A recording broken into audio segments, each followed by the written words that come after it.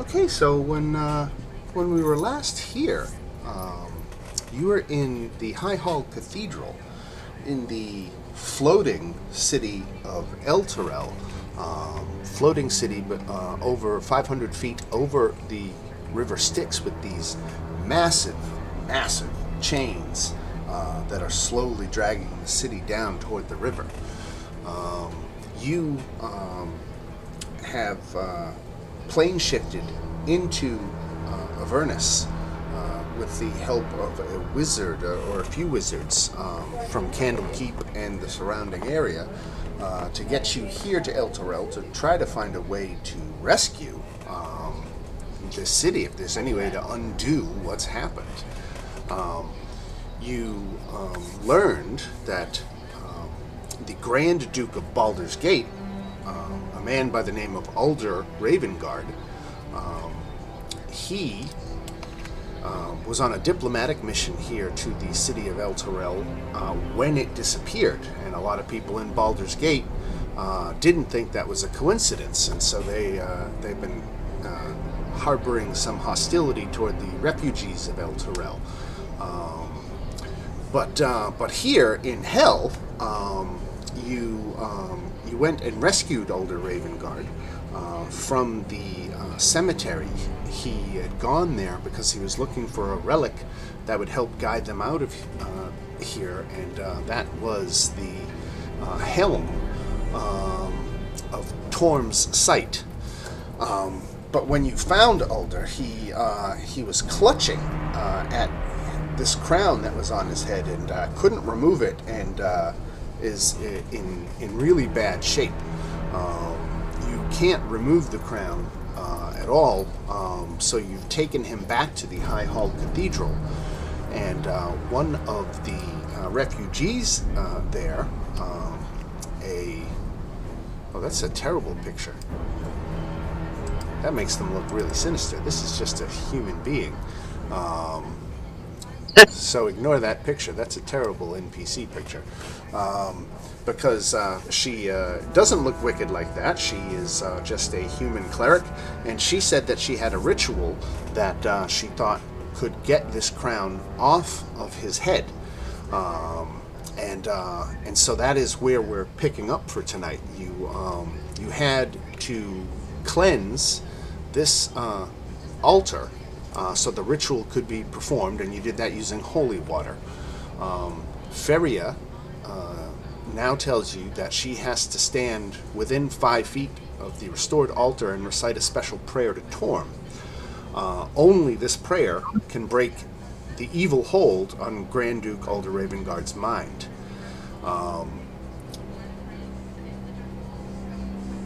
So the cleric kind of looks like Amy Poehler. That was funny.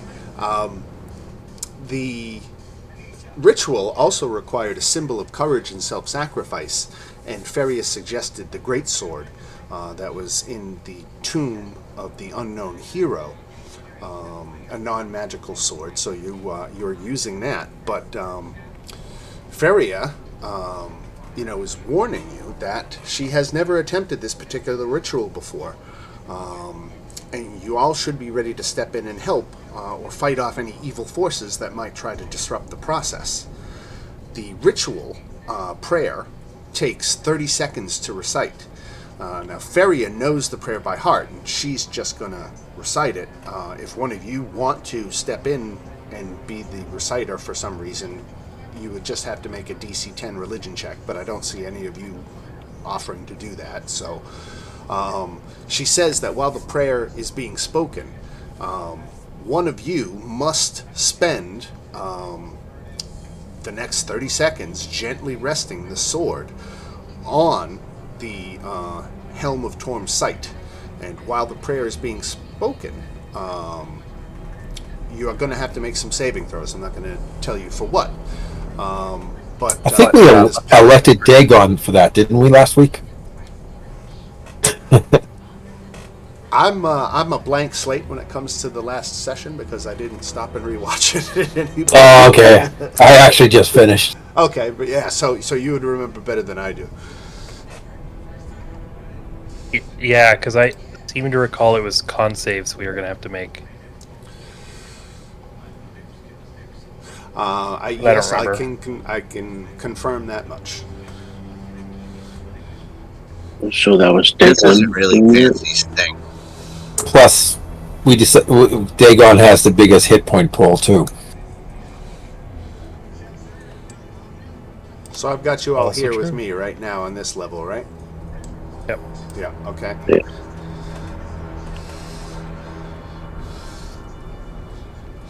So all right. He's so here this. I'm sorry. I was saying, but Dagon's here this week. All right. So if there's no objections or other business that we want to work out, or if anybody needs to ask out of game, refresher on just where we are or any of the details, we can move on with this ritual. What I'm going to do is I'm going to have everybody roll for initiative. Mm-hmm. We didn't level up last session, did we? No, I think we're all still level 6. Okay. Yeah, that's what I have my sheet set as. I will say, you missed a pretty big fight where we could have used you. Yeah, just from the names, it looked like it was a pretty good session. Right? What about that +2 weapon you all just totally whiffed on? Oh, initiative, huh? Yep. Man, what are you guys up to? No peace at all with you guys. No rest for the wicked. I don't think I'm spoiling anything to say that demonic forces are going to try to intercede in your attempt to run this ritual. So let's Wait, see. what happened with the +2 weapon? They just there was a chance. It was an obscure chance. There was a stained glass window of a god, and if you had uttered a prayer to that god in front of it, he would have given you a free +2 weapon. But that's a serious long shot of anybody ever doing that without a clue to at least push you in that direction. I don't see anybody doing it. Okay. All right, so it looks like we're all on the board. Do we have to get the? Oh, the raven died, didn't it? Oh wait, that's Muriel's raven. So we're gonna take Muriel and the raven out. We're gonna say they're just Who are the melee? unavailable. They're still downstairs. All right, so Mr. Owl gets to go first in this ritual. Now, there's not much for him to do. Other than kind of be ready, right? Maybe move around. I'm just moving them back from the front. Sure. The action is happening up here, so this is the quote unquote front, as I imagine. Oh, I just never trust when there's things behind us. Gotcha. And I'm just gonna sit him there, and there's nothing else he can really do. All right. I think for Fancy again, we're in initiative, but right now there's nothing to fight. We're all just kind of on guard, waiting. So feel free to move around. But other than that, there's probably not much for any of us to do. We're going to wait until the end of the round when Dagon makes his first saving throw.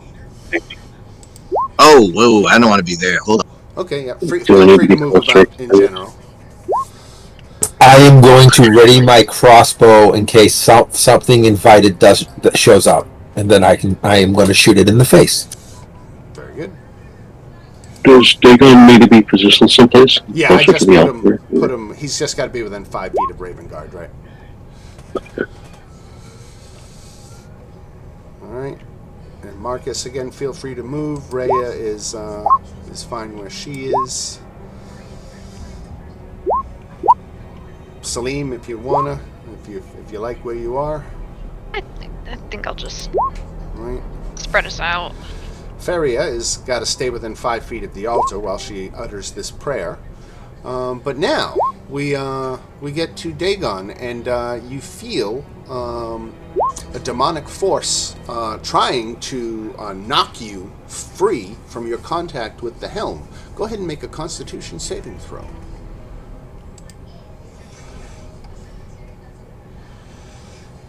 Okay.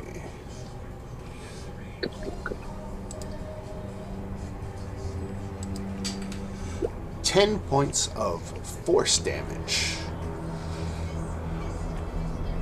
Okay, so it says immediately after the character holding the sword makes their first saving throw, the potent magic of the ritual attracts demonic spirits, which emerge from the helm.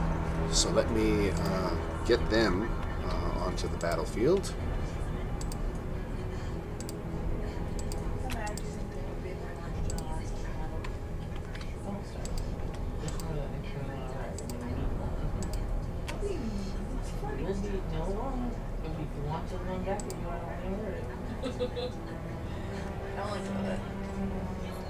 But I thought about it because that's just sitting there all Did day. that not work?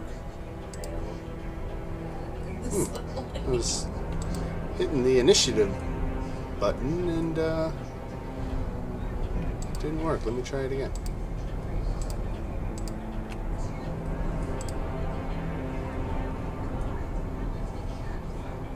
That's weird. Okay, I gotta roll initiative for all 4 of these guys then. No problemo. Yeah, on Thursday they were having a problem with the mass rolling too.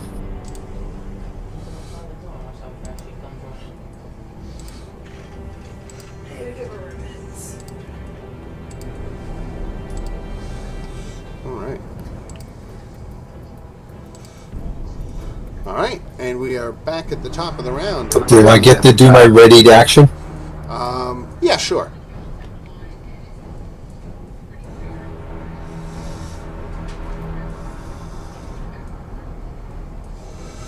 Alright, which one are you targeted?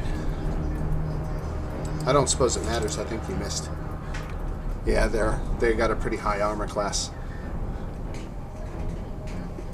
Okay. Alright. And with that, let's see which Will-O-Wisp is going. It's this one.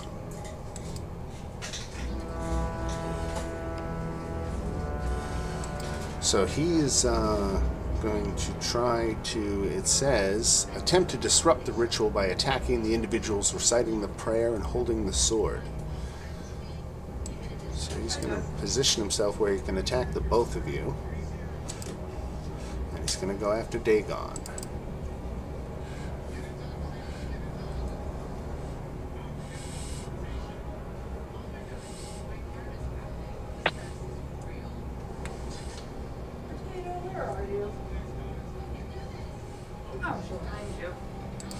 Alright, so shock attack comes 16. I don't think it's going to hit you though, right?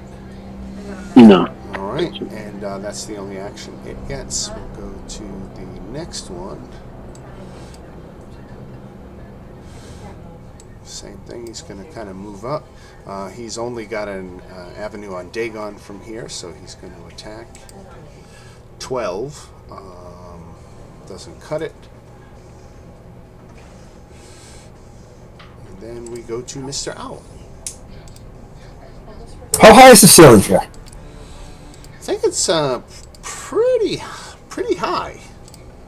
Okay, because so the owl will be able to station himself above Dagon, but be high enough not to get hit, right? Yes. Yes. Okay, he's gonna fly in. I'll take that.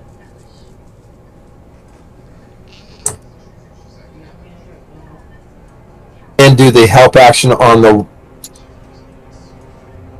He's going to do the help on that one there, and then go to above Dagon. Okay. You can just move him over here just to keep the tokens separate. All right. And then we got this guy down here. He's going to attack Dagon. 19? No, right? Nope. Not enough. All right, fancy. Okay. All right. I guess it's time for Fancy to do something fantastic. You're getting much better at taking your medicine, I think.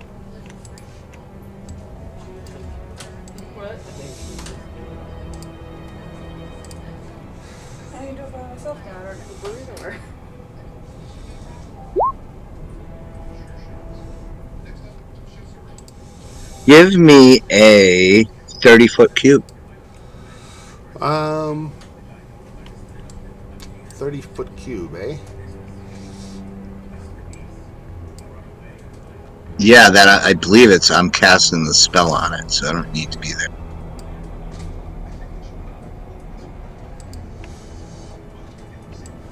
One time. 10, 15, 20, 25, 30. That's a 30-foot cube.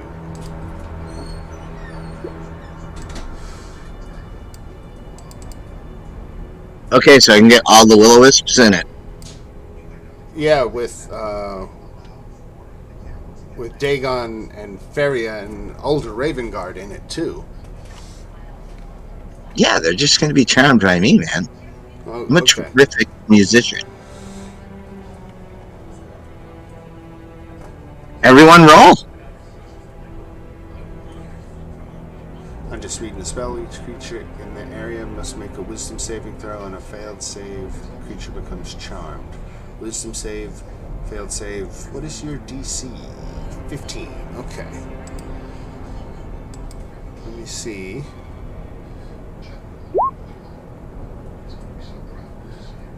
They are not immune to being charmed. Interesting. Okay. So that is a wisdom saving throw. 4 of them.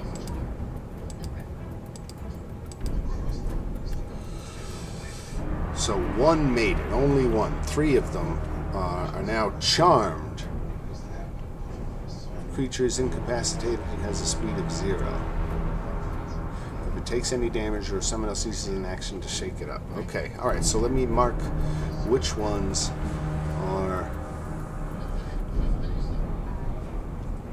incapacitated. Let me get rid of this square here.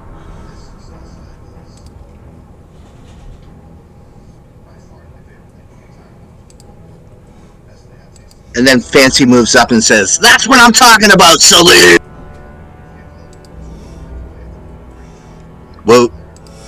Alright, so 3 of them are incapacitated as part of the charm, and one of them made his save, so that is it, and we go to Kyle. So there's only one that's not charmed now. Right. Guess I'm gonna pick on that one instead. Because if I hit him, I knock him out of it, right? Right, if they take damage,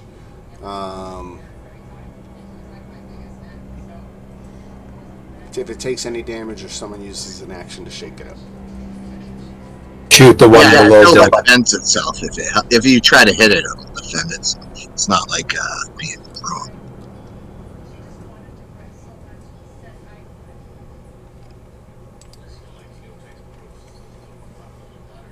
Alright, blast that. Just missed. They're And my bonus action. fast little buggers. Yeah, so I'm gonna miss all the way around on that one. Alright. Marcus. Yeah, we'll just go with a Sacred Flame on the one that's not charmed. Plus 9 to dexterity. Made it. Just barely. Dang. Alright. Rhea, her part is going to run up and try to attack the one that's awake. Let's see. She goes. Hit. 7 slashing.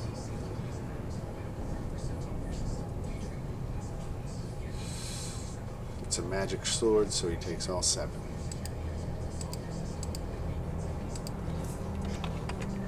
Alright, Salim. Okay. This is interesting. So a little confession, I'm like looking at my screen and I'm like, what's wrong with the tokens? So I messaged Marcus and I'm like, is it me? And he's like, no, like that's what they're supposed to look like. And I'm like looking at the screen, I'm like, oh wait, I can see the faintest of blue. I really thought I was like roll 20 for a second. I was like, why is my stuff not loading? Let me see. I'm gonna hit them with. Oh, I don't have that many spells. I'll just do a cantrip. Firebolt Firebolt on on the one. the one that's not incapacitated. All right. Oh, that's good. So he's resistant to fire. So he's only going to take 1 point of damage. My mind, I thought they weren't resistant to fire, so my mind stinks. Now they're resistant to a lot. This will-o-wisp is incapacitated, and while he's charmed, somebody has to shake him awake, or he has to take damage. He can't do anything, right? Or That is correct, sir. is it a concentration spell that's you got? No, there's no. I don't think there's a save. I think you're just bumming. It's a concentration spell for fancy. Right. For 1 minute. 1 minute is a long time in D&D. It sure is. All right, so that will-o-wisp is done. We go to Feria, who is reciting her prayer.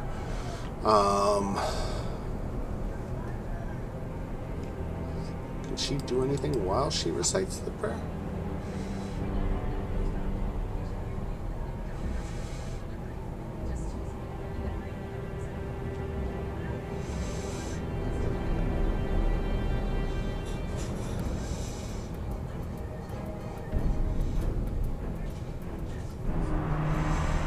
Okay. I mean, it's aiming. I'm going to say that she has to use her action to effectively to do the prayer. So we'll go right to Dagon for his next Constitution save. Dagon's like Ron Swanson.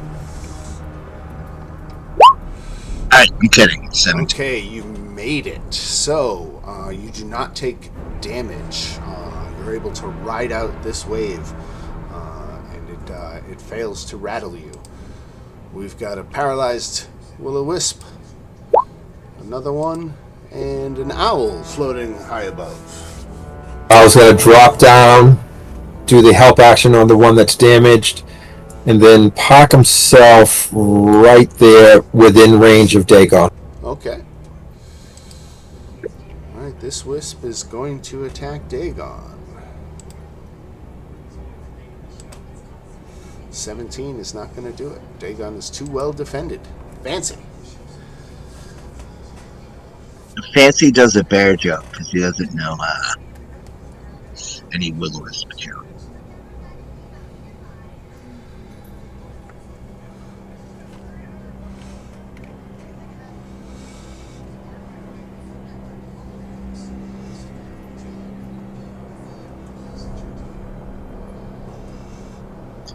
Viciously mocking the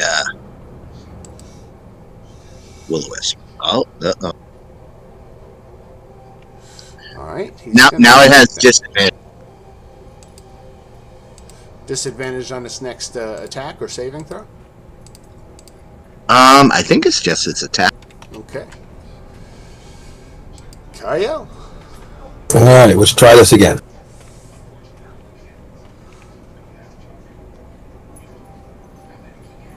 Without sharpshooter this time. Alright. So, that's definitely a hit for 10 piercing damage. Is that magic? It is? Yes, it is. It is. Alright. 10. Then, for my bonus action, he's still up, right? Nope. Alright, choosing a new one. The one that's in front of the lady doing the prayer. Okay.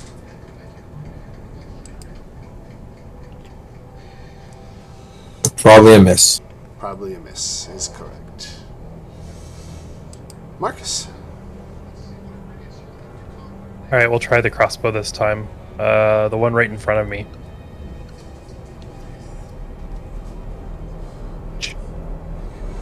Ooh. Slick target. They're fast. Let's see what Ray is able to do here. With her 3 attacks. Miss. Hit for 8. But that's not magical, her short sword, so it only does 4.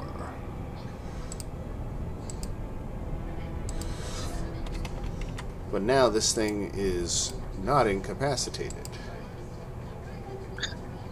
Was there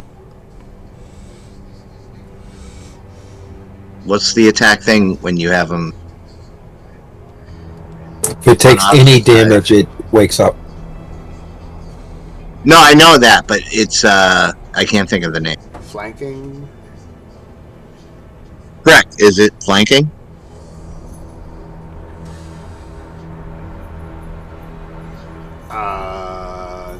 No, I don't see anybody that's... He's asking because of the guy with the helm. Yeah, the north one is still incapacitated, so he can't support flanking. Okay. I think he was asking for Rhea. Does Rhea have flanking on the Will-O-Wisp? No, because Ulder is also stunned. Yeah. That's why we're doing this ritual. What you got, Salim? Right. Well, that's actually... Okay, I'm gonna do something that's a little... Hold on, sorry. The game is being weird right now. Come on, roll 20. Now I'm back. I'm gonna move here, and this would... here. This would give Dagon flanking with this Will-O-Wisp, right? No, you'd have to go one more down to give Dagon flanking. Wait, so I'd have to give flanking from... No. I was just there. Okay, I didn't. I saw you as being in the space above. So, Okay. this, if we're both seeing you here now, then yes, that's exactly right. I don't Sorry think about that. Dagon can make attacks right now, though. Yeah, Dagon is holding that sword to the crown's head, so that's kind of his action. Never mind. I thought that would give him flanking. Thank you, though. Yes. I mean, I tried to be useful. I'm gonna use Mind Sliver on this thing then. All right. Intelligence save, right? Yep. Ooh, bad. 10 psychic damage. He's not immune to that. Oh, thank God. Thank God. 10 psychic. Alright. All right. This Will-O-Wisp is still out of it. Feria is doing her prayer, and now we go to Dagon's third of 5 saving throws. Constitution saving throw, if you please. That is a failure. So, 11 points of force damage. And then we are at what, an incapacitated Will-O-Wisp or a charmed one. And an awake one that's gonna ignore Rhea and anyone else, and is going right after Dagon. 23 hits for 6. That one is. Law of averages, 1 eventually would.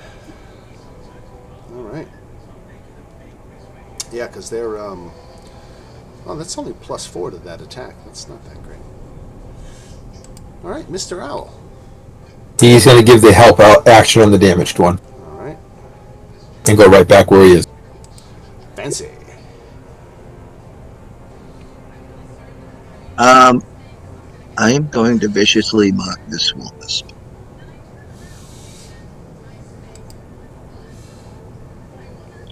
He's been wise for a long time now, and it's time. 5 psychic damage. Alright. Kyle.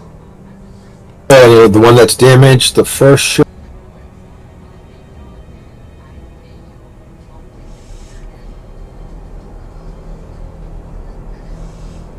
Miss. And then the crossbow.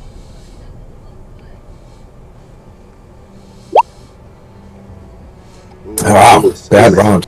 Yep. That's rough. We go to Marcus. Go for it on the injured one.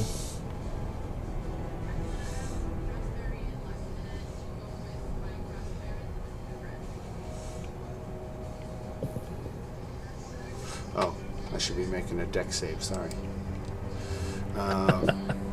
15 radiant. Ooh, and that just microwaves him right out of existence. Bye-bye. Right, Rhea.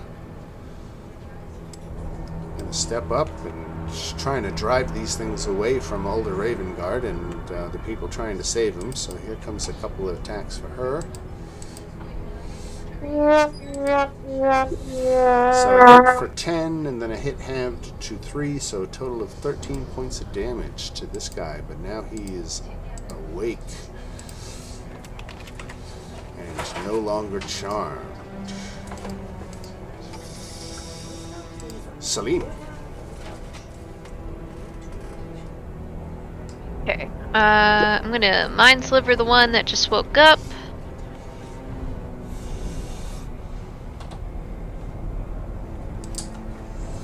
Made it. Damn. He doesn't take any damage. It's just a cantrip. The Wisp is out of it. Fairy is right in. Dagon's 4th Constitution saving throw.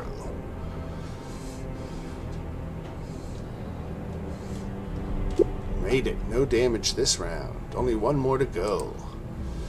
The Will-O-Wisp here is switching it up. He's going to attack Feria. Ooh, and he's going to miss. Mr. Owl. Help action on the damaged one. Alright, Fancy.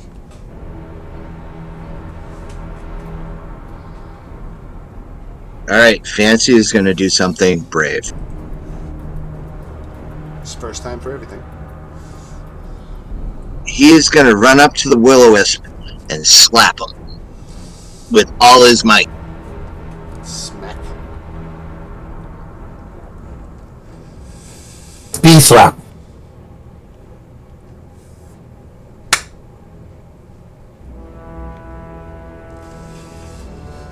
I can't wait to see this. Alright, unarmed strike. 17 misses. He's a fast little bugger. He dodges your unarmed strike. Kael. Alright, so first we're gonna go after the damage. That also drops the whatchamacallit on the other one. I think that hits. I dropped my concentration to make that attack. You didn't have to. You don't have to. Oh, I can make one attack without dropping it? Okay. Yep, absolutely. Alright, so 24 hits for 7 piercing damage. And that's magical, so he should take all 7. Yep. Marcus. And if he's still alive, Oh, he is. Gotta try to roast that one. Alright. no, Oh, unless it's not needed. he's still there. I missed. He's got like an 18 or a 19 armor class. Ah. Deck save. Dex save. Ooh. Crushed it. Rhea.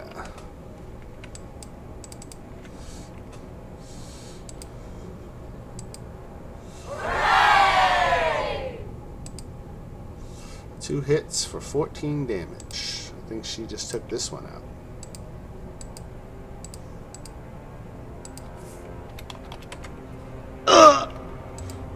Alright. Salim.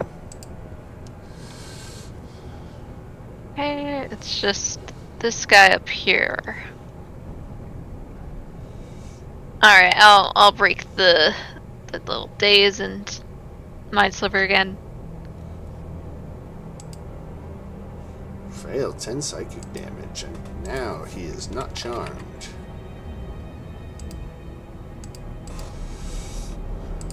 So it is a he. As I was wondering. Alright, coming in to attack Feria. What's her armor class?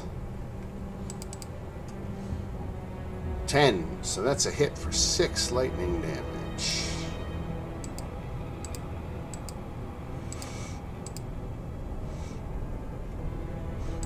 Come on, roll 20, there we go. Alright, so Feria dropped because of the will-o'-wisps attack, we're going to need someone to step in as a free action. I'll give it to one person who wants to make a DC 10 religion check to properly recite the prayer, because Feria has gone down. Yeah, I'm not proficient, and I'm only +4. I am proficient. I'm only +3. I thought we had a pally. Where's the pally? I don't Got think we Who's do. holding towards the sword? ground. Right? I don't have any healing. Okay, I only have a +1 to religion. Sounds like KL Okay. might be our best hope, right? Here's what I'm gonna do, Kyle. All right, listen. I gotta give you a, You can't act when it's not your turn. Oh, you're saying I can't just give him a bardic inspiration now? No, one of you can step in and recite the prayer. That's all you can do. Screw it, I tried. Right. Okay. So it's going to be me or Marcus? You want me to do it, Marcus? Yeah, you're +4. You might as well. excellent. Okay, very good. So Kyle is able to step in and recite the prayer as Feria drops to the ground. And Dagon, make your last Constitution saving throw. Okay, sorry, but you are going to take 13 damage this time.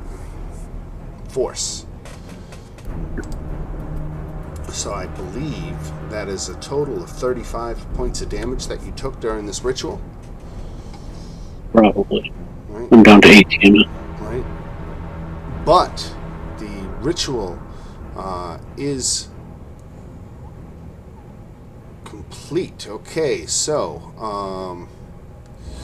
when the character holding the sword makes the last saving throw, the ritual is complete.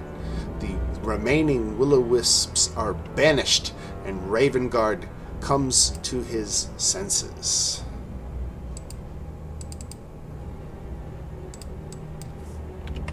Good job, guys. I think we did a good job. Let's take the stunned effect off of Ravengard here to make it official. Excellent. So that fight is over. The will-o'-wisps have vanished. So we can get rid of them. So now that Grand Duke Ravengard has regained his faculties, he can relay the story of the spirit journey he undertook while wearing the helm of Torm's sight. Torm has shown him a path forward, but the visions were clouded and warped by the demonic essence channeled through the portal. He says in his spirit journey, he saw a bloodied woman in armor, a soldier wearing the colors and crest of El Torel, grasping a longsword fit for an angel, fresh blood steamed from a nasty cut on the woman's cheek. Flying next to the woman was a small golden elephant with rapidly fluttering wings.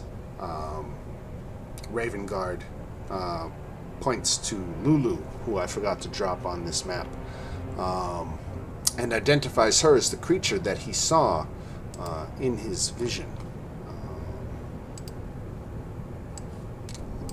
I should have remembered to put Lulu with you. She's going to be an important member of the party going forward.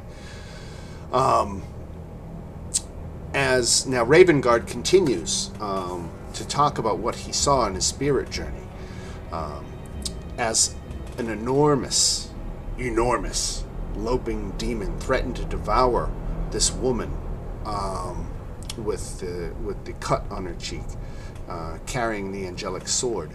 She plunged the sword into the ground, while the winged elephant made a trumpet sound with its trunk. The demon was hurled back as an alabaster palace rose up around the sword. The winged elephant fled and took to the red sky of Avernus, where it watched as a bloody scab grew up from the ground, trying to engulf the palace and the enormous demon.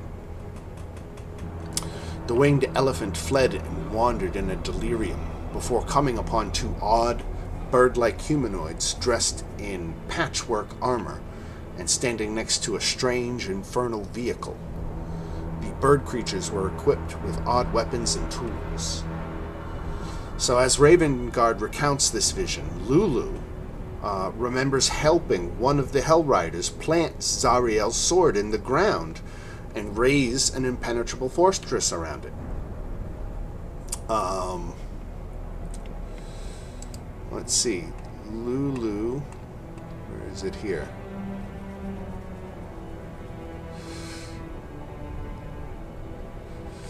So it says, Lulu remembers the Hellrider's name was Yael. That's Yael. And Zariel's most loyal Hellrider. She took the sword and plunged it into a rock. And then Lulu called upon every ounce of goodness in his heart, or her heart, their heart, to raise a shield around it, a fortress against evil. Both Ravengard and the Holophant, Lulu, are convinced that the Sword of Zariel is the key to saving Elturel. Any character, or I can leave that part off.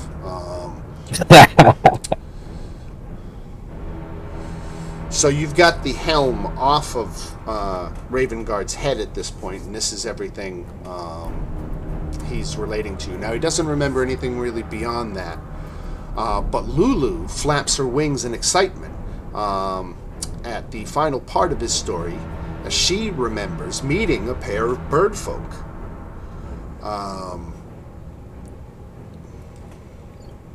Is this the Holophant? Yes. Fancy's gonna play a little tin whistle for. Very good. Let me see here. Lulu remembers that the Kenku took her to a junkyard called Fort Knucklebone, where they built and repaired infernal vehicles designed to move quickly across the wastelands of Avernus. Lulu, in an excited hurry, quickly flies up to the top of the cathedral and looks out over the blasted landscape of Avernus far below Elturel. And after trumpeting loudly, she returns to report that she can see a fort in the distance, and she's convinced that's where you have to go, this fort. She estimated to be no more than 10 miles away. Now, is that helm fixed now after all this?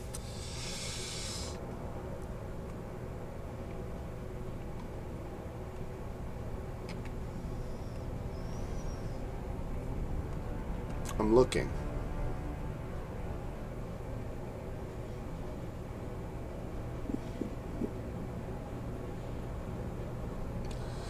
The demonic essence intertwined with Torm's presence by way of the helm can be cast out with the proper ritual. So it would seem the ritual didn't just get it off its head, but it... That's the helm of Helm, right? The helm of Torm's sight. Torm's sight, okay. Right. Is it stupid that I want to kind of try it on? If he doesn't want to use it anymore?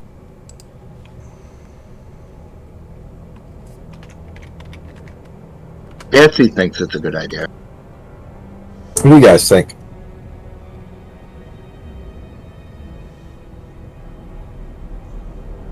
Kind of scares me a bit. We just went through the trouble of like getting it off of him. I mean, you know, if we were more certain, then I say sure, why not? But I want to know if we can learn anything else.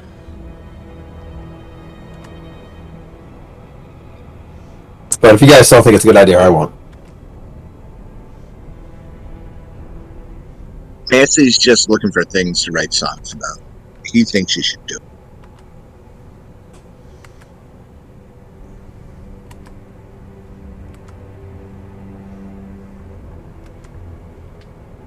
I'm looking through the text of the book here real quickly. Just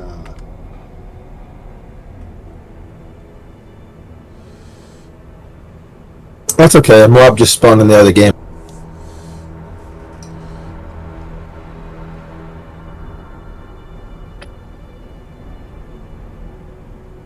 yeah, I guess you can put it on now, and it is no longer corrupted. I thought I remember reading somewhere about something about it, but I can't find it under time crunch. So I'm just gonna say I can't quite remember, and we'll run with that. So anybody, it does say specifically anybody who dons the helm comes to agree with both Ravengard and Lulu that this is the right course of action. Getting to this Fort Knucklebone, as it's called. Okay. There, the Kenku, who she remembers as being named Chaku and Clunk. She said they definitely can help. They were very kind to her. They helped her before. Lulu is all about going there, and Ravengard agrees. But you guys have a problem.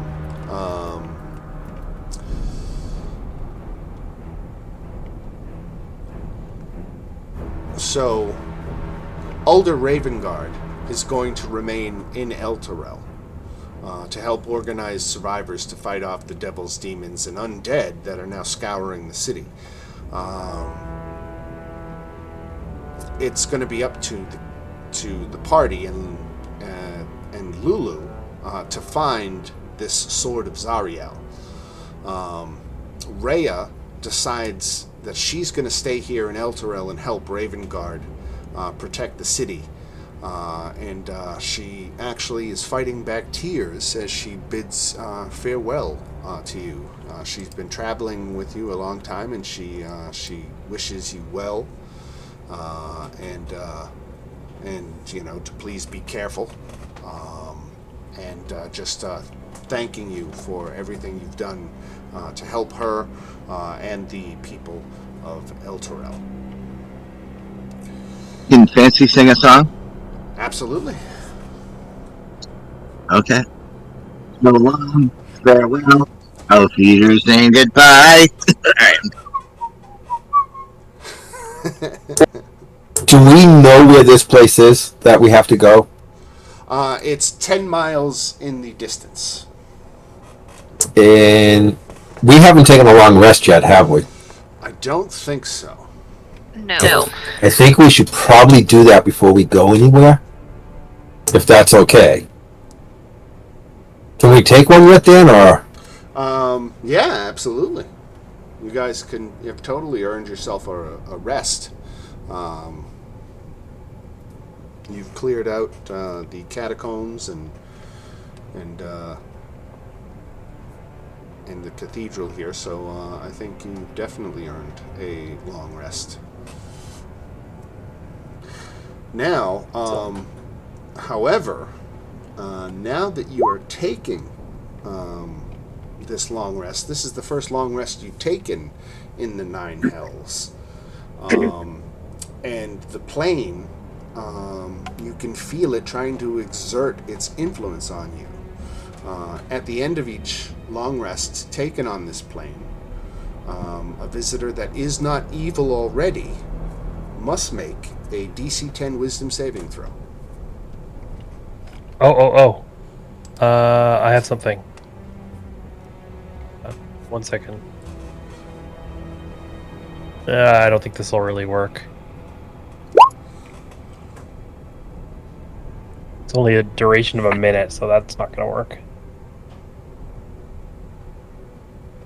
So we have to make a wisdom saving throw, or it's going to change our alignment? Right. Great. And what is the DC? 10. Plus 0. Wow. Oof. Oh, look at that. I see good numbers. These are going to be my Keno numbers on Thursday. Uh-oh. Uh-oh. Uh-oh. Oh, no. Oh, no. Evil Fancy. He only plays Freebird. I have to get a drink. I'll be right back.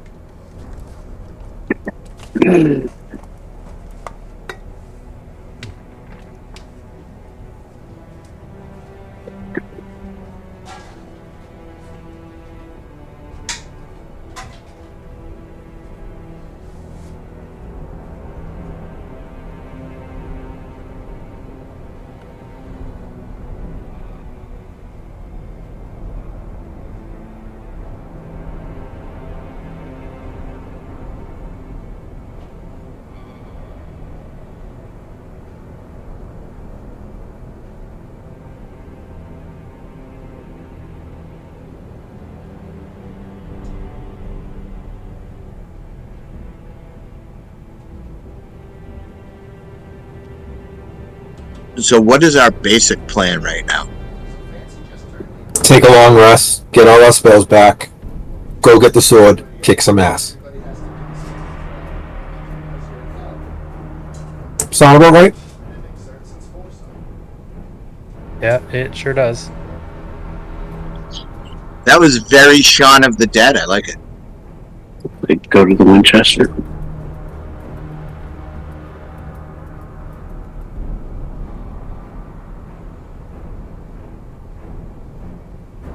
What was the alignment you had before, just out of curiosity, Fancy?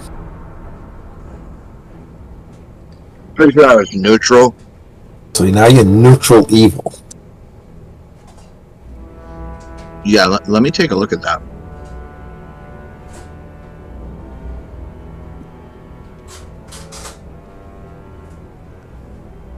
There's nothing but the banjo.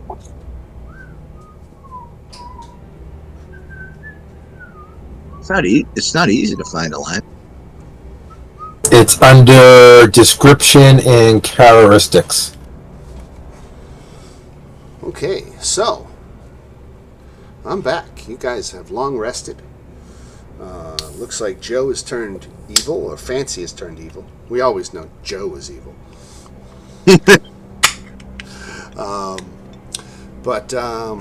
All right, evil Fancy. Let's talk about this for a second. So it says your alignment changes to lawful evil. The change becomes permanent if you don't leave Avernus in the next 3 days. Is there any way to counteract that, or? I would say maybe we would need Arcana or even religion checks to see if you can figure out a solution to this dilemma. Would that be him or us? Anybody, right? I'm going to take an Arcana check if you... Yeah, I can do Arcana also. Oh, come on. Don't do that. Oof, my screen just went black for a second. So casting Dispel Evil and Good also restores its original alignment. So if anybody has Dispel Evil. That's above me. Not yet. No, not me. Nope. Isn't that like a fourth or fifth level spell? I don't think I I've don't know ever what taken that spell is spell. It's like 2 or 3, isn't it? Maybe I can just be like Dwight for a little while. It's 5th level spell, so it won't be a while.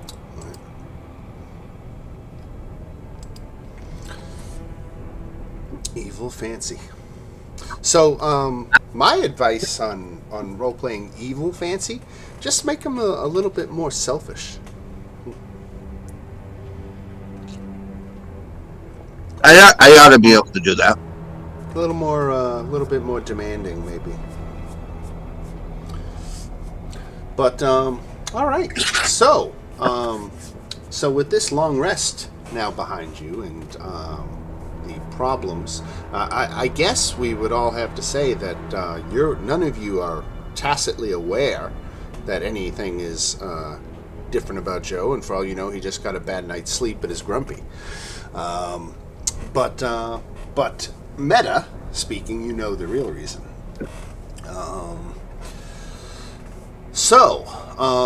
You know that Fort Knucklebone is 10 miles in the distance, and that's where Lulu and Ravengard and anyone else who dons the helm of Torm's Sight has concluded that you want to go. But you've got to get down from Elturel somehow. And this is going to be a little bit more of a creative exercise for you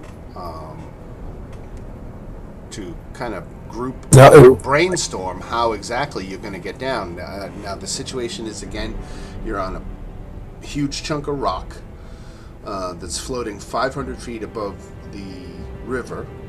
There's these massive chains, and when I say massive, I'm going to try to give you the measurements here.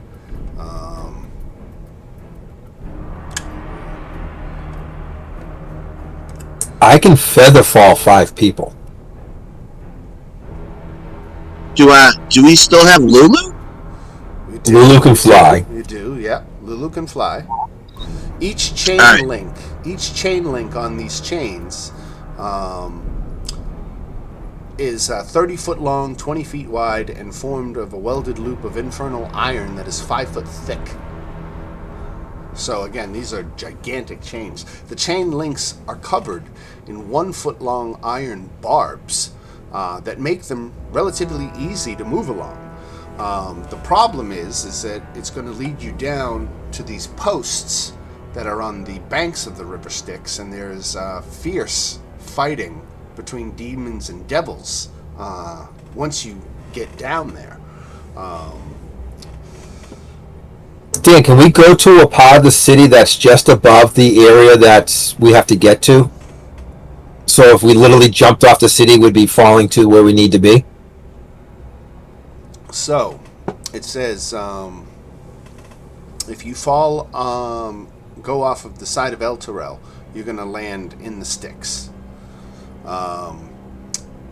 It says anybody who falls while climbing the chains, a creature that fails a saving throw, any characters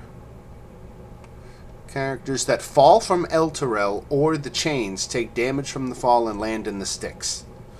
Well, I was wondering if we could jump off one area aiming for a spot, and then when we get down low enough, just cast Featherfall and drop into place. I think you, if you jump from where you are, you're going to land in the Styx. Okay. If you climb down the chains to the posts that are out the ground, then you just have to deal with the massive and incredibly dangerous fighting between, devils and demons that is just happening everywhere.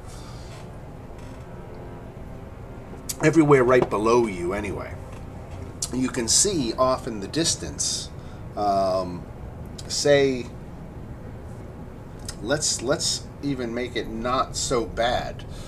So about 500 yards out, you can see that there is no war activity, that there's open desert plain. So if you could fly like Lulu, you could definitely, you don't have to go too far. You just can't drop to safety. You've got to go out a considerable distance before you drop. Can I cast Mantle of Majesty on Lulu? And what would that do? At 6th level, you gain the ability to cloak yourself in a fey magic that makes others want to serve. Okay, I see. As a bonus action, you cast Command without expending a spell slot. and you take on an appearance of unearthly beauty for 1 minute or until your concentration ends. During this time, you can cast command as a bonus action on each of your turns. How would that help? Any creature? So you want to charm Lulu? I want to ride Lulu. Is what I want to do. Lulu is too small to be able to ride. She, you've heard mention of a grand mammoth steed that Zariel used to have, and so you presume that Lulu must have had at some point the ability to shape change, but I don't know that she has that ability currently in her amnesiac state. Wish we could make gliders. Okay. Now you're talking. You could get inventive. You've got a whole city of resources. And, Do you think I could tinker up some gliders throughout the city resources? So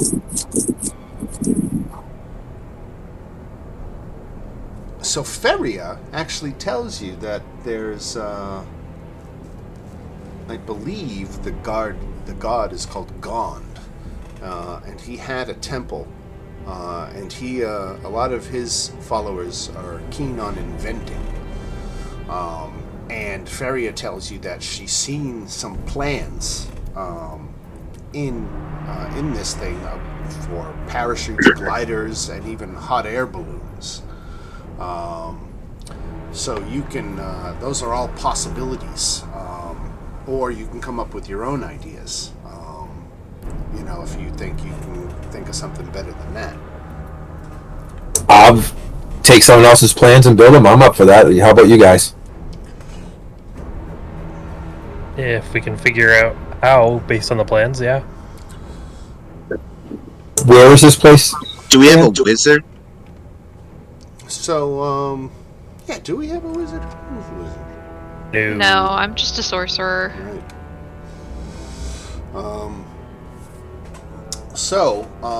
Without belaboring the point too much, this House of Gond, I'm going to do a quick Google search.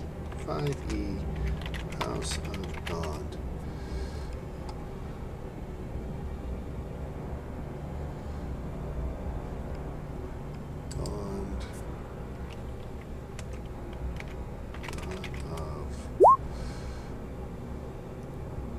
Okay, Gond is the god of blacksmiths, woodworkers, inventors, and engineers. So I am remembering that right. Excellent. Okay, I was just testing my own memory there.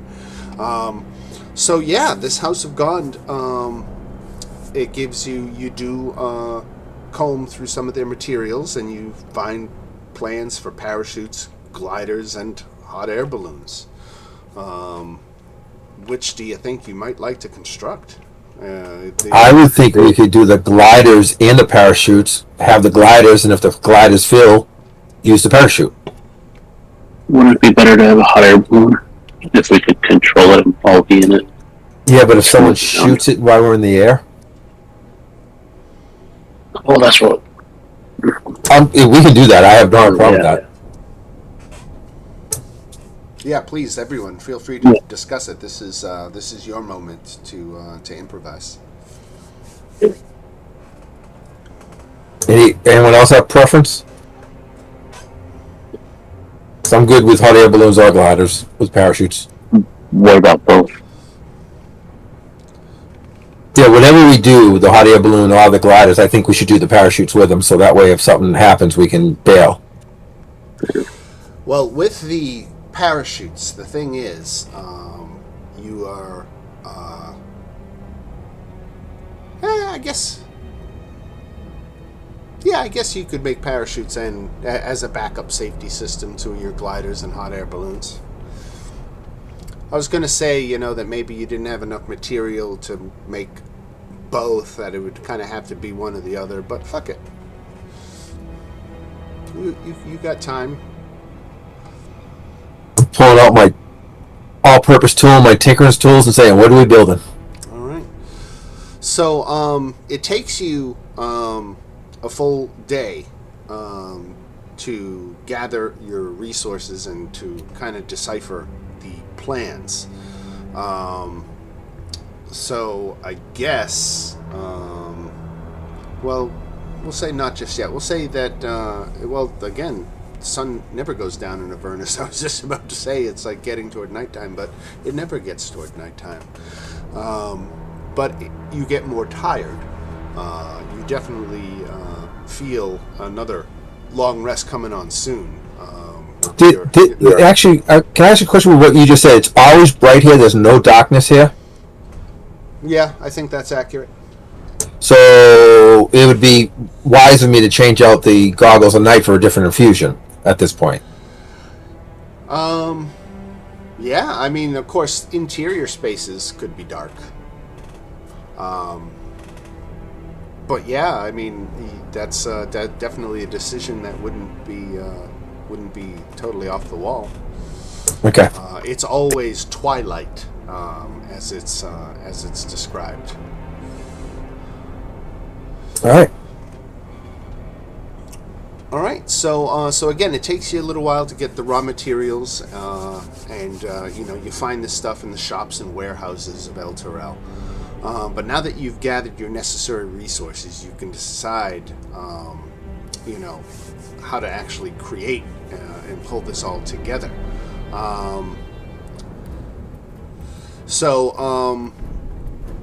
There are a total of 3 checks that I think we're going to call for. One is going to be how well you're able to figure out the mechanical setup. Another check will be a safety check to spot flaws in the construction.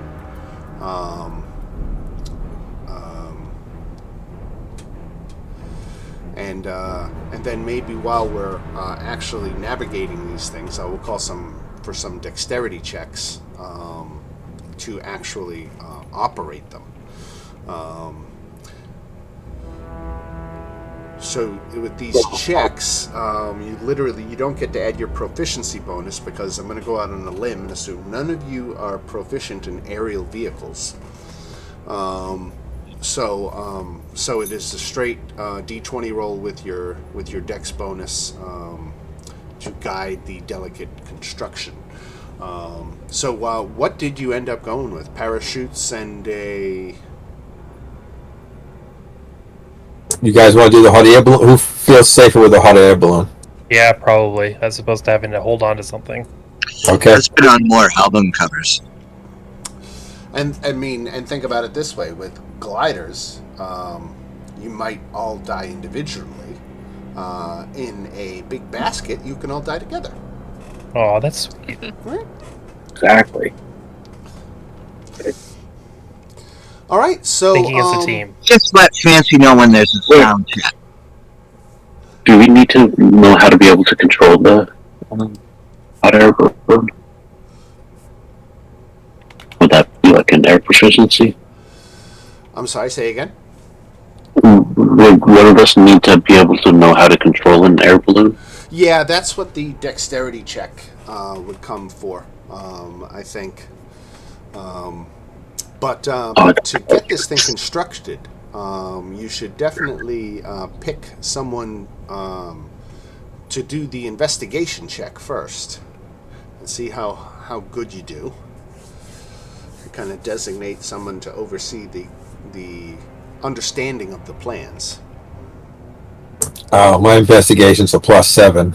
Plus investigating plans, I would probably be able to use my all-purpose tool for this type work. Is what I do, right? I'd have that proficiency. No. Well, plus Yeah, seven would be the best either way, right? What's the tool proficiency? Well, I'm an artist for this. Is kind of right up my alley this time. Right. Yeah. But so yeah, well, I'll just go with the +7. So investigation. Yeah. Oh, look at that! You crushed it. All right.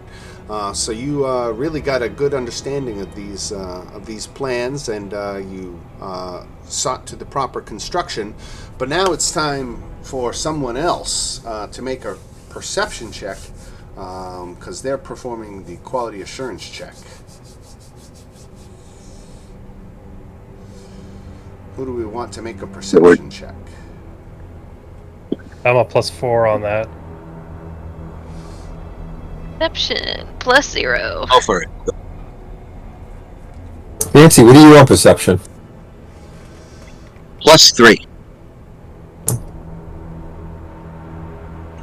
That sounds like Marcus is the highest. Yes, and can I use guidance for that? Sure. Alright. Perception. I don't need Very it. good. You do an excellent check and catch a couple of mistakes. It's a complicated build, but your catches will ensure better operation.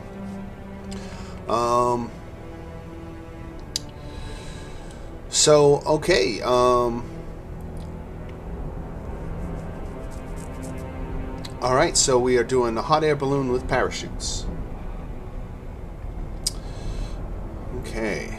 Legions of devils are camped on the shore of the river Styx below El Terrell, and they are the biggest threat to you getting out. So flying and gliding over or ballooning over the siege can avoid the main body of the devil's army.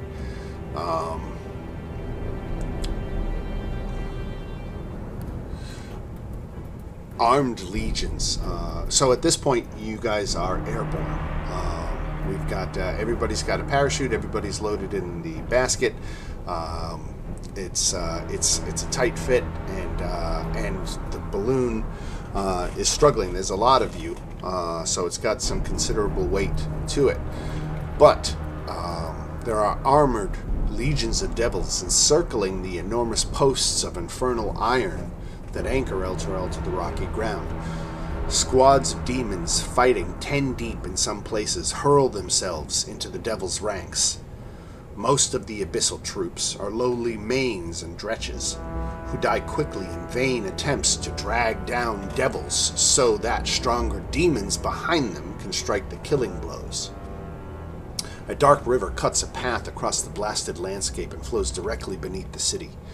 Floating on the river are demonic barges being assailed by squadrons of winged devils under the command of a terrifying pit fiend wearing an eyeless helm and clutching a battle standard. The demons and the devils are too focused on one another to concern themselves with you at this point. But you are on your way. You are drifting out across this battlefield. Anybody have any questions or anything before we kind of move on? Any further descriptions of what's going on?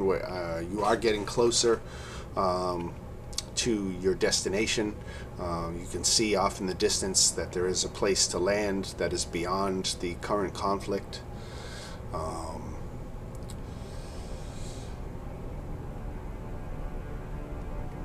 Let's see, what does it say here?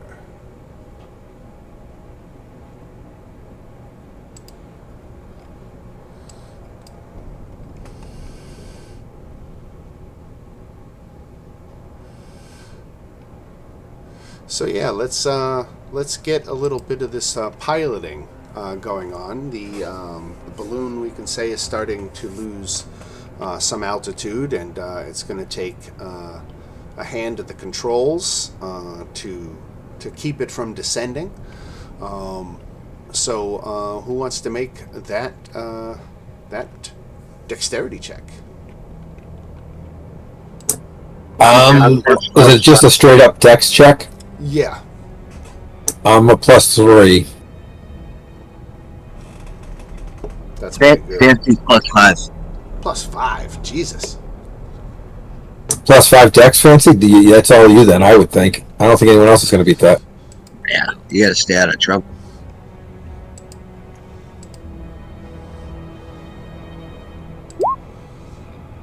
Oof. No, Fancy, your saving throw, your dex saving throw is +5. Your dex is +1. Oh. Never mind then. I was going to say 5 sounded incredible. Yeah, I'm a +3 dex.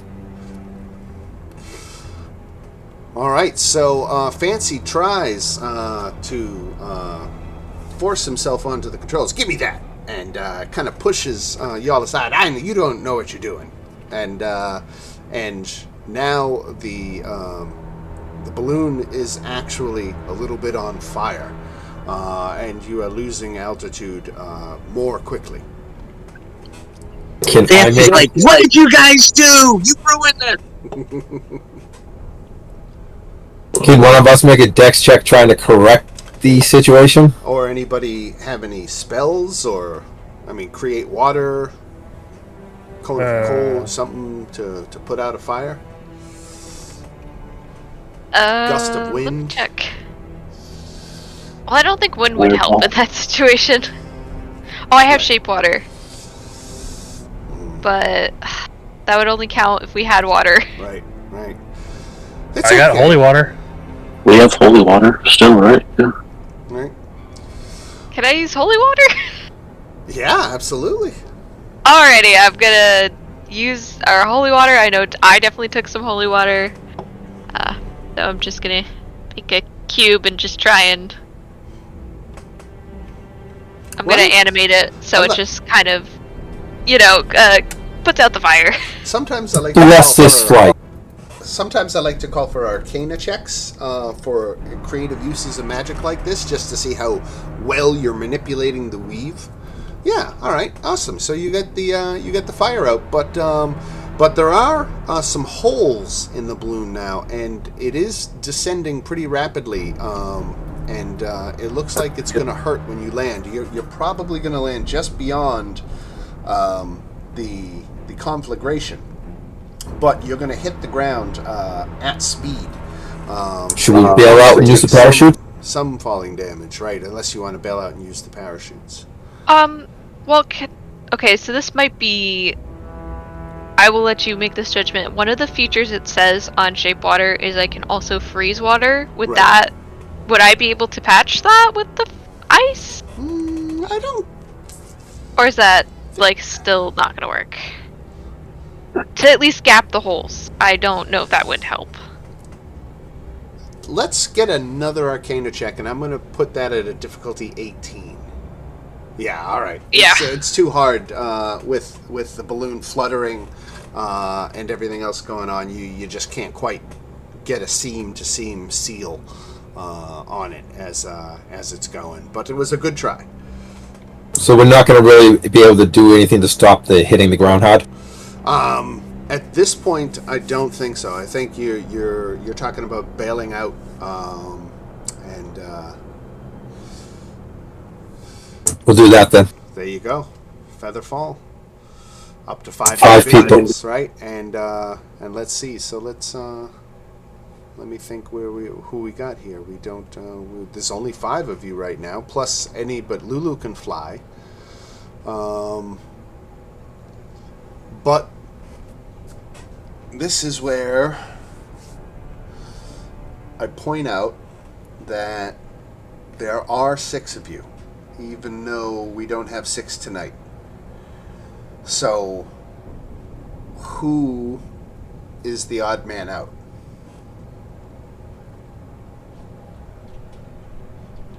Hold on. I'm gonna get everybody else. Okay, well, I was about to say, how high up are we? Let's call this 100 feet off the ground. Okay, I have Misty Step. I mean, I could, in theory, wait until I'm close enough. And it's only 30 feet, but I could just teleport out of the basket, so that could be the solution there. So no one has to take damage. Alright. Yeah, feather fall the rest of us in one person. You. Misty Step. That works. All right. Alright. So with that, with those spell usages, I'm not going to make anybody roll anything. This, you're able to all get down on the ground safely, and you are beyond the conflict. So now begins the 10-mile trek to Fort Knucklebone. And you can all advance to level 7. Ooh. That was unexpected. I think. Ooh, that's a big one for me, I think. Well, let's go over here. Let's go to Avernus.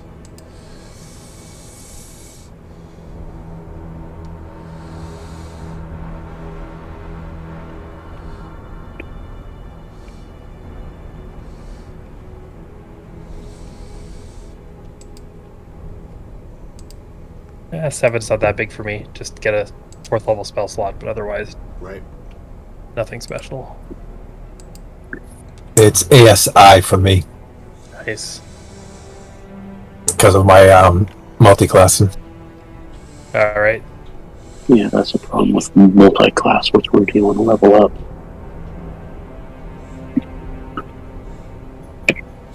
Oh, and now with the 4th level spell, I get something called Watery Spear. Really? Boy, could I use that 5 minutes ago?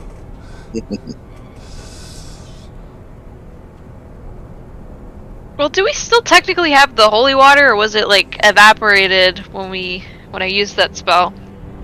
Well, we all got the holy water, right? So if you eat yours, the rest of us still had some, or other people in the group had some at least.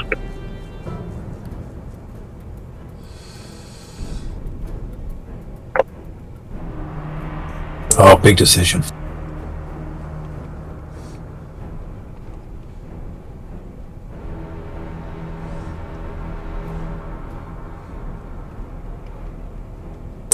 Trying to decide between 10 hit points for everybody or +1 to all attacks.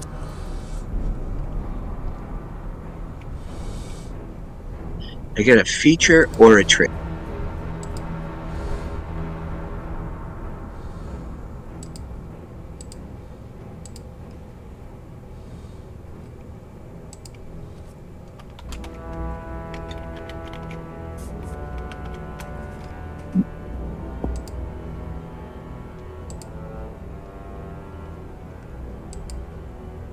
Oh, this is a big decision. This is a really big decision.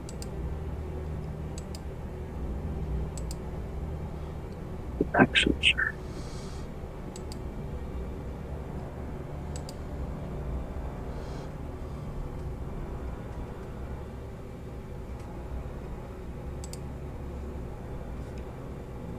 Dan, Yes. I took crossbow expert, and I'm turning my cannon from a firing thing to a temp hit point dispenser. Very nice.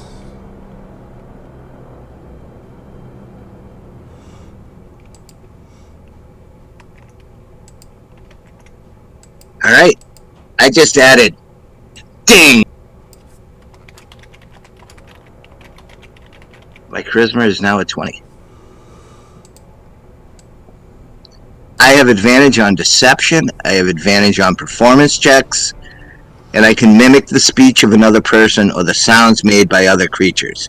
You must have heard the person speaking or heard the creature make the sound for at least 1 minute. A successful wisdom check, contested by your charisma check, allows the listener to determine that it's fake. So it's insight against deception. Nice.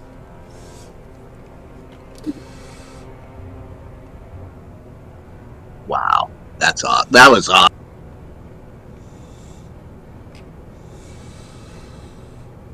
So this poster map that depicts a region of Avernus is a wasteland of dizzying proportions that has been warped by eons of demonic invasion.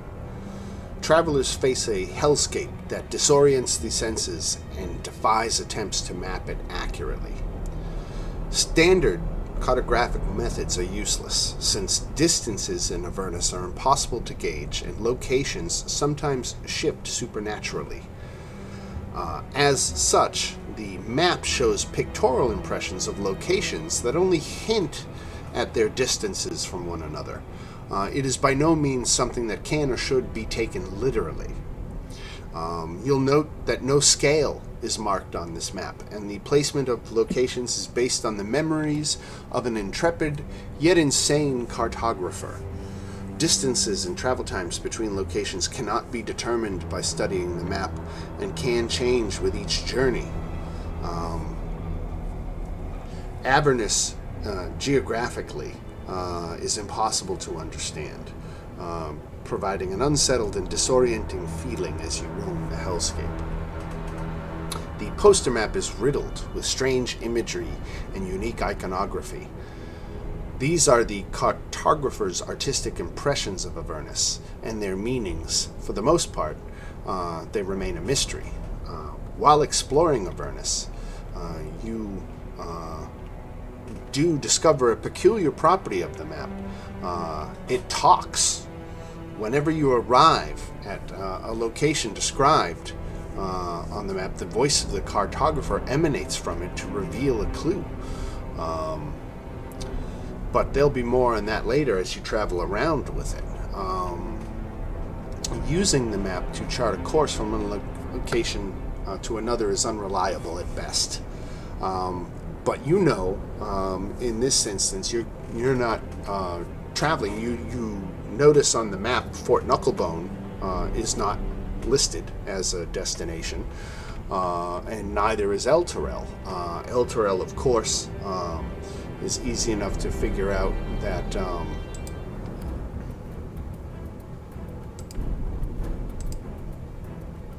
that's terrible. El Terrell is, of course, a new addition to Avernus, so it wasn't here when the cartographer made this map. And Fort Knucklebone is not listed among its destinations either, which can be as simply explained away as he never encountered it in his travels. But with that said, you are doing about a 10-mile hike through Avernus. Now, as you get to walking, the oppressive heat and supernatural malevolence weighs on the bodies and souls of those who are not evil. Any non-evil creature treats normal travel through Avernus as a forced march and must make a Constitution saving throw at the end of each hour of travel. And if you fail, you're going to suffer a level of exhaustion. Now, Fancy, I almost said Shady, Fancy is newly evil. And therefore, you guys are complaining about the heat, and he's saying, well, at least it's a dry heat. It's not bothering him as much. But anybody who's not evil, it's going to take 5 hours to get to Fort Knucklebone. And that is going to be 5 Constitution saving throws of increasing difficulty unless you can find a way to travel faster. But if you are going on foot, this is you're going to have to check for exhaustion. And that's from heat specifically? I'm sorry, say again? That's from heat specifically? Heat and the supernatural malevolence. Okay. As we were coming down, Dan, did we notice anything in the area that we could use to travel? No, just blasted wasteland. Alright. So let's get, for our non-evil people, let's get a, where is it here? Exhaustion, okay.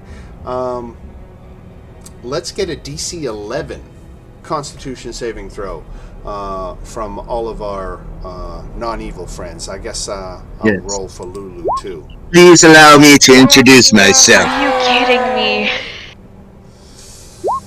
Do you have lucky? No! Oh no. And this is one of my, second highest saving throw, too. Right. We can't give guidance on saving throws, right? No. You beat that Tony went to attack you. All right, so that was the first hour You, Salim, and Lulu have gained 1 level of exhaustion. Okay. But of course, you are 1 hour into a 5-hour journey. So let's make a saving throw for the next hour of travel. Fancy doesn't have to make it. Again. Wow. Ooh. I have the one, so.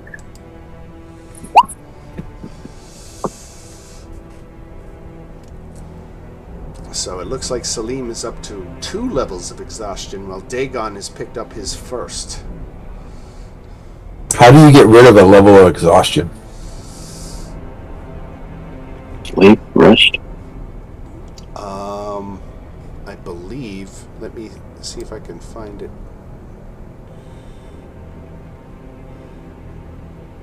I don't have exhaustion in my compendium links. Damn it!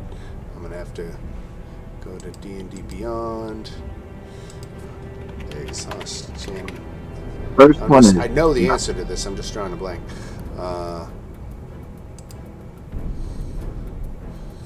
Okay, finishing a long rest reduces a creature's exhaustion level by 1. An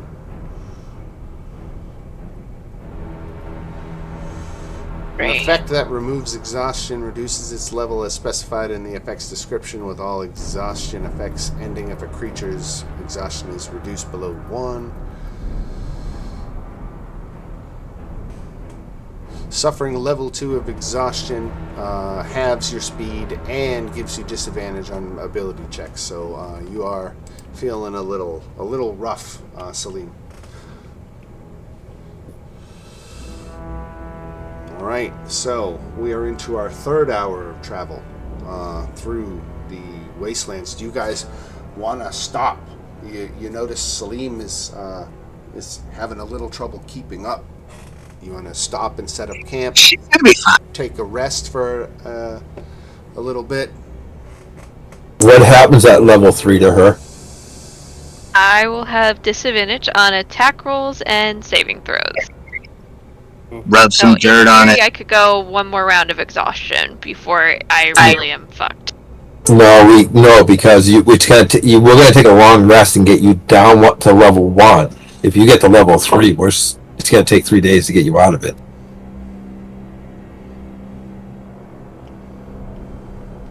So that's how that works, right, Dan? Right. For long rest to lose 1 point of exhaustion. Yeah. That's Of brutal. course, you know about the pervasive evil problem when you long rest. But then again, the more evil you are, the less exhausted you'll be. So, I mean... Not wrong. That might be beneficial. For definitely rest. I don't care. I'll take a long rest to go. I'm guessing we should probably long rest though. If we were allowed to, then yeah. Yeah, you're definitely in the time frame for a long rest. It's been more than a day since your last one. All right, long rest it is. All right, so camping out on the blasted wastelands of Avernus. Yeah, not ideal. All right. Kind of nice out here. I'm not gonna lie. No one has a tent or anything.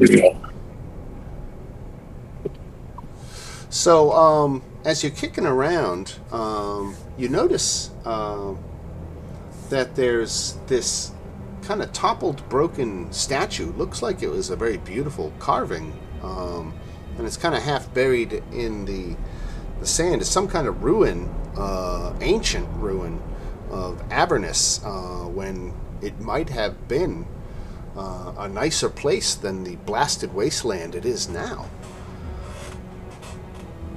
You're seeing fleeting glimpses of a paradise that was lost due to the ravages of the Blood War.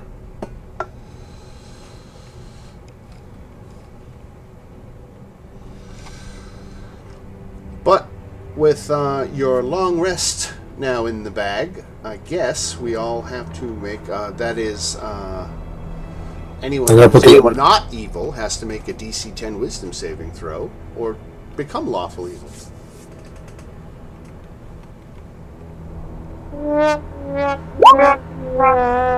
Luck point. Yeah, there you go. All right, so. Sorry, is mine coming through? I'm not. No. No. Yeah, I didn't yours see didn't. yours, no. I saw your last one. Oh, yeah. There There you you go. go. Sorry, I Back kept down, clicking it sir. and it wasn't going through. Since we did a long rest, when I come out of a long rest, I put up a cannon automatically. All right. I'm going to give everybody for the day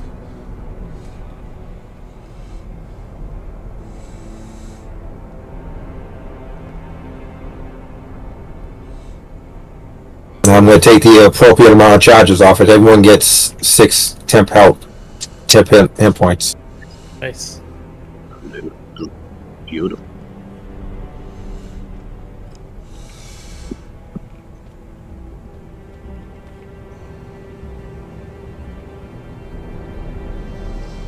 All right, so after your rest, you all resume your trek across the blasted wasteland. I guess that has gotten Salim back to 1 level of exhaustion, right?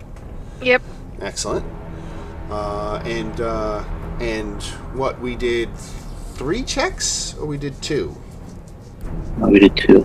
We did 2. Okay, so it's a total of 5 hours to get there. So we've got 3 more exhaustion checks to go. But before we get into our next one, let's do the third one. Let's do the third one right now. So again, anybody who's not evil, which I believe excludes Marcus now, right? No, Marcus re-rolled. Yep. Right. Okay, so everybody but Fancy make a DC 13 saving throw, Constitution. Constitution? Yep.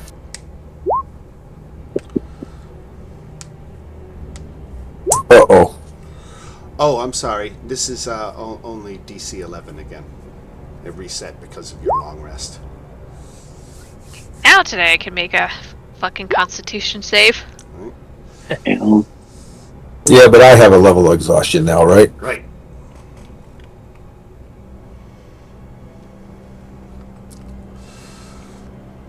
So we've got 2 party members with 1 level of exhaustion. And you are more than halfway to Fort Knucklebone. But you've come across this. Let me see where the description is. So this sticky, black, bubbling pit in front of you is just something that you've wandered across, and you can either investigate it, or you're not really sure what it is. Some of you have seen tar pits before, and that's not what this is. So it's a little puzzling. You can ignore it and walk around it, or do what you will, but that is what you're presented with. Can you describe that again? So it's like a small pool of a black sticky ichor. Okay. Yeah. I think I'll pass.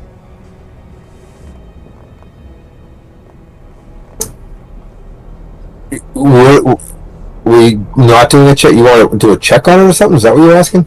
Yeah, if you want to investigate or just keep moving.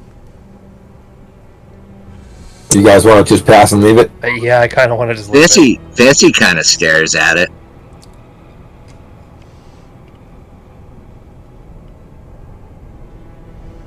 Fancy, maybe the Ichor could help us.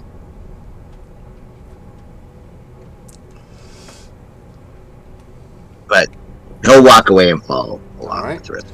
We continue on the path to Fort Knucklebone. All right.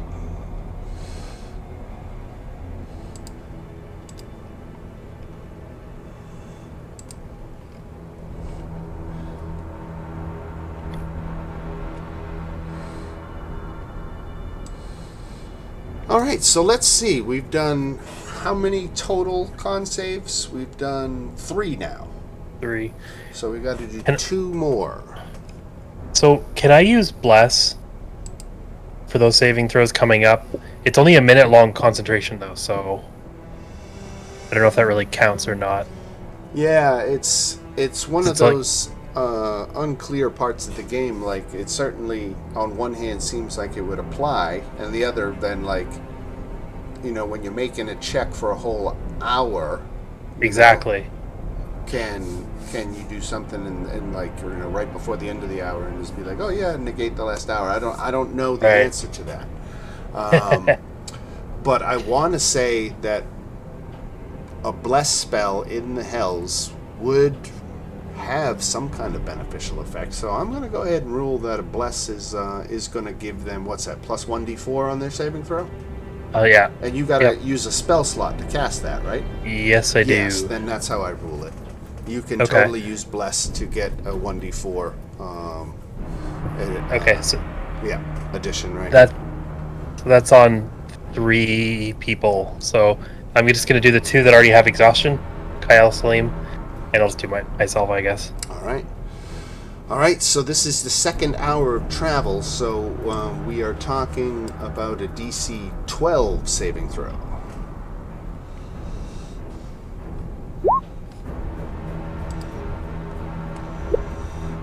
I'm gonna need a rest. Well, you got the D4. Oh, you added the D4 already. Ouch. I rolled a 1. Ooh. Yikes. I think we need another long rest, guys. Medic. Well, we have one more roll to go, right? Yeah, 1 more to go. Right. Okay, but the problem is then Kyle will have disadvantage on attack and saving throws if he hits 3 levels. You guys are starting to see Oh, yeah. why people have vehicles to travel across the blasted wastelands of Avernus. Yeah, we're going to need to figure something out. Well, if we all turn evil, we'll just hijack someone's. Yeah, exactly. Everybody turns evil, joins Zariel's army. Yeah. Yeah, that changes your campaign a little bit. Right? Like, congratulations, you won. Zariel's army is now going to march on Baldur's Gate. Off we go. What to say? As Does well- the book give you an alternative for that? Do you have the material ready, Dan? I've only read about 5 pages ahead of where I am now. So you guys want to risk it, or do we want to take a long rest? Can we take another long rest so soon? Is really the... Basically, we'd be setting up camp and waiting. Yeah, pretty much. Play Right. some cards. Which, again, it's not travel, so you could deal with the impressive. You could pass a couple of hours. You could definitely long rest again, kill in a couple of hours. We just, with the long rest, have to make that. Yeah, it's evil or exhaustion. Yeah. Right. I think with being able to use a bless, I think the exhaustion is probably a better option. At least then you're still going. Right. Even if you're disadvantaged, you're still going. Okay. I All guess right, we'll do so it again. Force march, Yeah, push forward. DC 13 this time. And I'm going to use bless again. Okay. Another spell slot on Kyle, Salim, and I don't want exhaustion on Dagon, so I'll go Dagon. All right.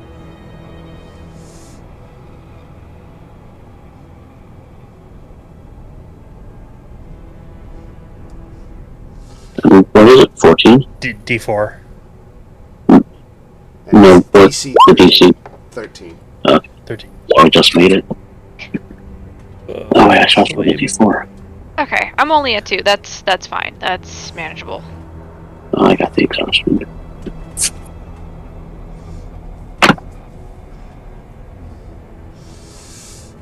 Yeah, Dagon got exhaustion. Salim got level 2. Kyle's okay though, he's at level 2. I was about to say, it's okay. I got to tweak my spells when we leveled up, so I actually got a few things in my pocket now. Alright, well, a fortified compound sits atop a low plateau that rises out of a crater-pocked landscape. At the center of the compound is a hill of rust-colored stone that resembles a hand clawing out of the ground. With gaps between its fingers, a jagged wall made of rock and bones and metal debris surrounds this hand-shaped hill, and other highlights visible from this distance include a gatehouse atop which stands half a dozen small figures on watch.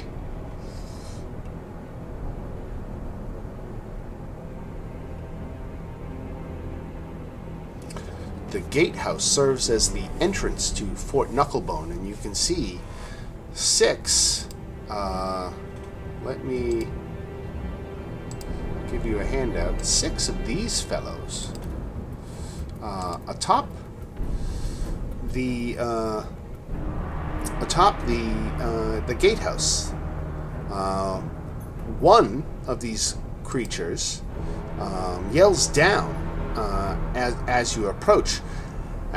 What's the password?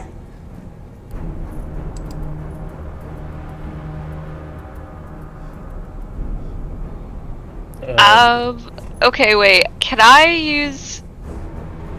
Okay, it's a first level spell. Or no, it's a second level spell. But can I use Detect Thoughts to... Here, I'll put it in the chat, but...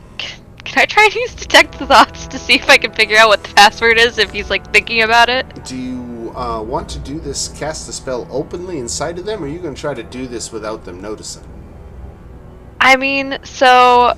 With my type of sorcerer, I don't have to verbally cast spells if there's a verbal component. I just have to think it.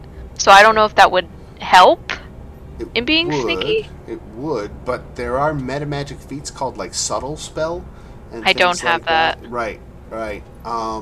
So they would recognize, you could cast this thing, but they would recognize that you're casting a spell, and they might react negatively. Okay. But a good idea, though.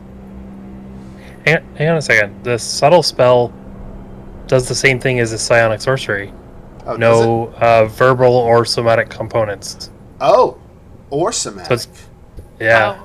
Oh, okay. I thought it was only eliminating the verbal. Okay. Yes. No verbals, no somatic. Just doing something, fiddling with a copper piece. I think would let you get away with it. So you are able to detect thoughts, and so you cast Detect Thoughts on the individual that asked the question? Yes. He's thinking, we don't have a password.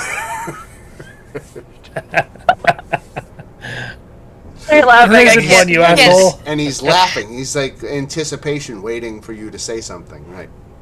Okay, I know what my answer would be, but I gotta think, what is the Sleem? I think Sleem, just because he's tired, starts, like, maniacally laughing, like, unintentionally. He just can't stop. He's like, well, I think he's just keeling over laughing, like, oh, wow, you're a pisser, aren't you? I'm just gonna say, yeah, just let us in, please, we've been through enough. I say, all right. First, I need you all to take all your weapons and lay them on the ground. After all, you put yours there. I was about to say, I'll put down my dagger. I'll put down one of my daggers. Come on, everything. Come on, everybody. I'm highly opposed to this. Yeah, I'm not a big fan of this idea. My guy's built off a Mandalorian type attitude. He's not giving up his weapons.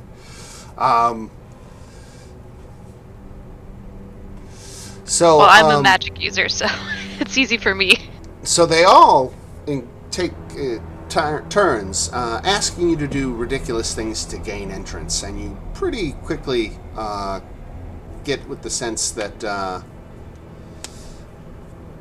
that these guys are just having a laugh at your expense. And finally, one of the red caps, as the creatures are called, tell you, quit standing around like idiots and come on inside.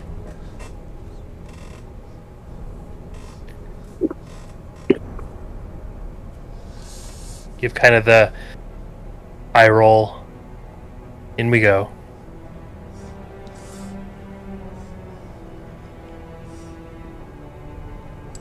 I slowly drag my feet inside.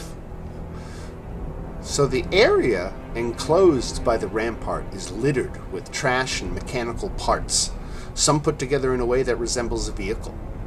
Ramshackle structures built from the same junk as the outer wall provide shelter. A platoon of small fey creatures mills about, all looking like feral gnomes. Several support tall red caps, some of which drip with vile ichor. A pair of kenku examine one of the strange vehicles, chattering to each other in high-pitched squawks. These kenku carry an assortment of strange tools, and when they see you, they turn and stare in wonder.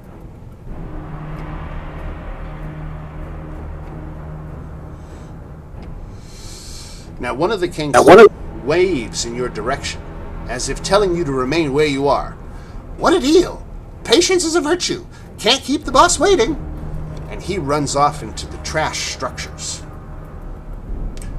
Moments later, he returns, leading a tall creature wearing a long, tattered shift covered in mud, blood, mold, and worse. The hag's eyes seem to move independently of each other as she approaches, her straggly brown hair hanging in front of them. Resting on each shoulder are red-eyed ravens that scrutinize your group, and behind her, a hulking creature built of disparate fiendish parts, trudges, moaning and hopping as it walks. Then both the hag's eyes focus keenly on your group, and on Lulu specifically. My goodness, the hag croaks, spittle dribbling from her mouth. Where did you find such a treasure?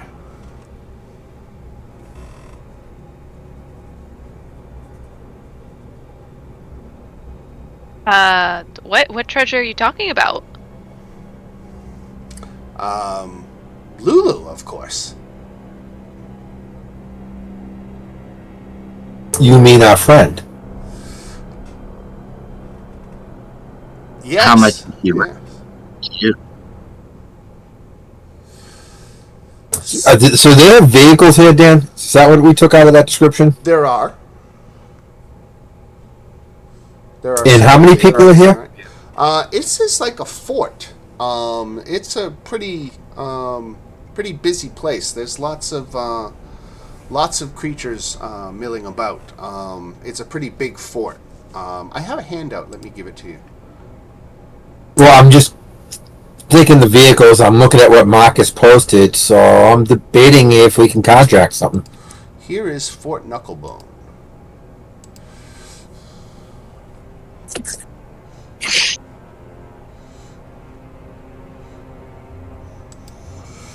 So it's basically that tower in the middle of the wall? Right. Yeah, and you're inside those gates now.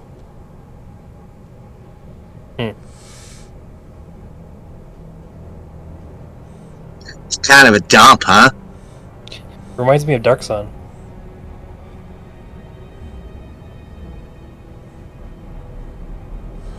So I'm trying to think here.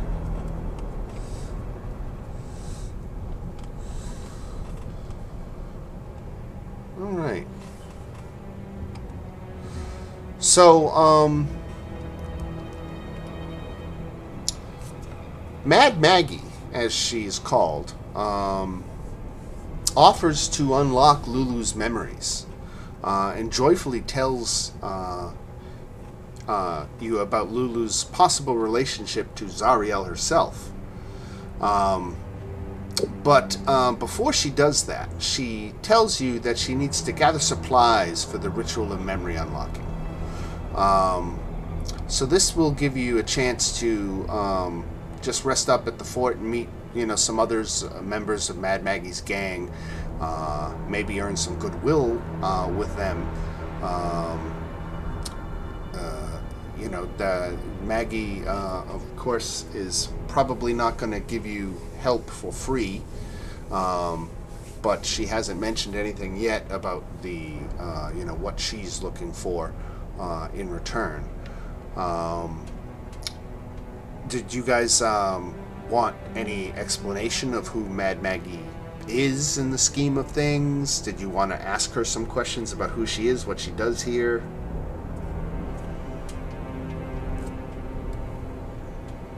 Yeah, who are you? So, with Zariel's attention focused on the Blood War, power-hungry warlords of the Avernian wastes cobble together heavily armed gangs and and lead packs of infernal war machines in brutal combat, carving out vicious fiefdoms for themselves. Mad Maggie is one of these warlords. But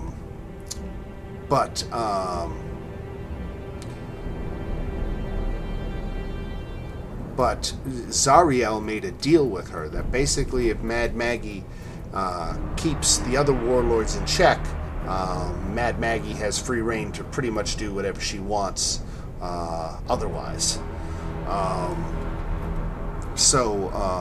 Mad Maggie explains that she came to Avernus years ago and found a beautiful tapestry that chronicled the fall of Zariel. It recounted the angel's descent into Avernus, her betrayal at the hands of the Hell Riders, and her submission to Asmodeus, which led to her becoming an archdevil worthy to rule Avernus. Mad Maggie is obsessed with Zariel's cataclysmic saga and scours the wasteland of Avernus for more relics. In the crucible of the Avernian wastelands, Mad Maggie has risen to become a respected warlord. Now, she is driven by her lust for misery and her delight in the corruption of the valiant. As I said, she's very interested in artifacts tied to Zariel's fall from grace. All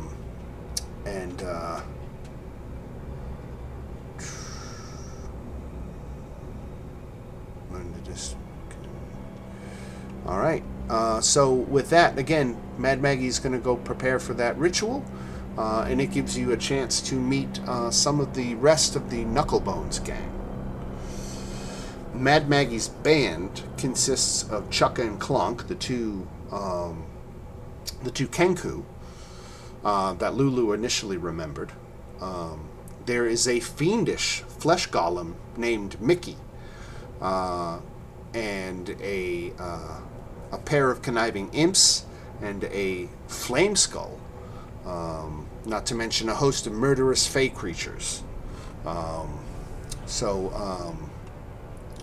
You noticed that Mickey, the flesh golem, was limping and hopping around, and a lot of the red caps and mad caps were actively laughing at him.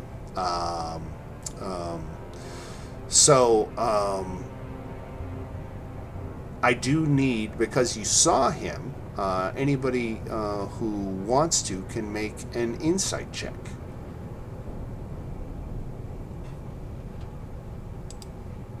Oops, I had the D4 on that. I gotta take that off. Ooh, that's brutal. So you had a 16 insight anyway. And it looks like Fancy and Dagon have picked up the slack there. All right, so you can see that the problem with his stride is that he has something lodged in his foot.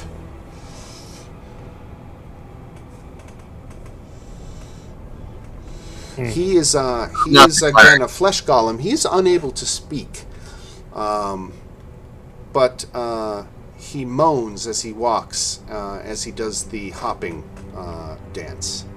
The madcaps and redcaps, by the way, think this is wonderful, and they occasionally accompany him in a vile song and dance.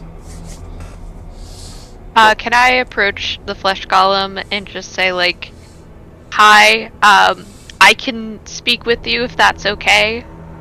Just nod if you can understand me. What language are you speaking? I'm just trying common at the moment. Alright. Let me look real quick at something. Otherwise, I do have other languages. Right. I'm just looking at something here. Oh, wait. I'm reading my telepathic speech, and I thought it had to be a willing creature. It just has to be a creature I can see at 30 feet. Right. So Alright. I'm gonna connect with him mentally and just be like, hi, can you, like, testing, like, hi. Right. And that breaks language barriers too, right? You must speak mentally in a language the other knows, okay. So, yeah, let me know what languages it knows. So, the golem doesn't respond to common. Infernal? Yes. Infernal. Right. Now, so you are doing this with telepathic speech. Now,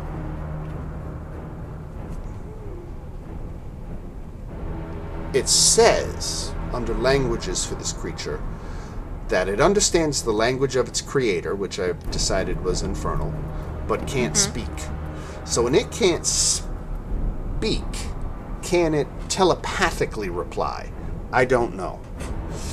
Okay. Well, I mean, this is just an ability I have, so I was thinking too. But I guess if he responds to infernal, because I can speak it, I will just do like a, hi, I see you have, my allies see you have something in your foot. Can we take a look at it? We might be able to help you. Like nod your head if that's okay. Sure. Yeah, and he definitely does so and lifts up his foot for you. Alright. What are we looking at? Medicine check. Not great at those. I don't know shit. So I immediately look to the rest of the group of like, come help me, help me. I don't know what I'm doing. You killed him. What does he need? It's a foot. Can I see if I can use a healer's kit on that? Yeah, sure. Let's do another medicine check. I can give guidance on that. Does anyone, not to take it simple, does anyone have the mend cantrip? I do not. Marcus, all right. Marcus gets the job done. He pulled out a big chunk of bone devil that apparently Mickey had done battle with and got it lodged in his foot. But your successful medicine check has gotten it around, and the red caps and mad caps are very angry at you that they can no longer do the Mickey. So that is that. You've helped a friendly flesh golem. You know what? I think I have a. Do I have a? I know he's Mickey, but can he be our Sloth 2.0? I thought there was definitely a picture in the book of Mickey. I want to see if I can find it real quick because it was cool. Oh, Mickey. Reminds me of that old song. Oh, Mickey, you're so. Yeah. I don't know where this I don't see this handout in the game, so I'm going to do a screenshot for you in Discord.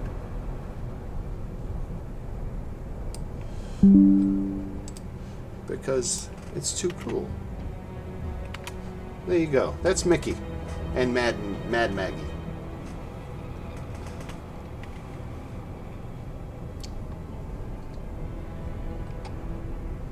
Oh my god, that is not what I was imagining when you said Right?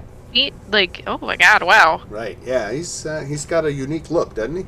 I don't know what the hell that's coming out of his mouth that's going into his chest, but it might be doctor's orders. I don't know.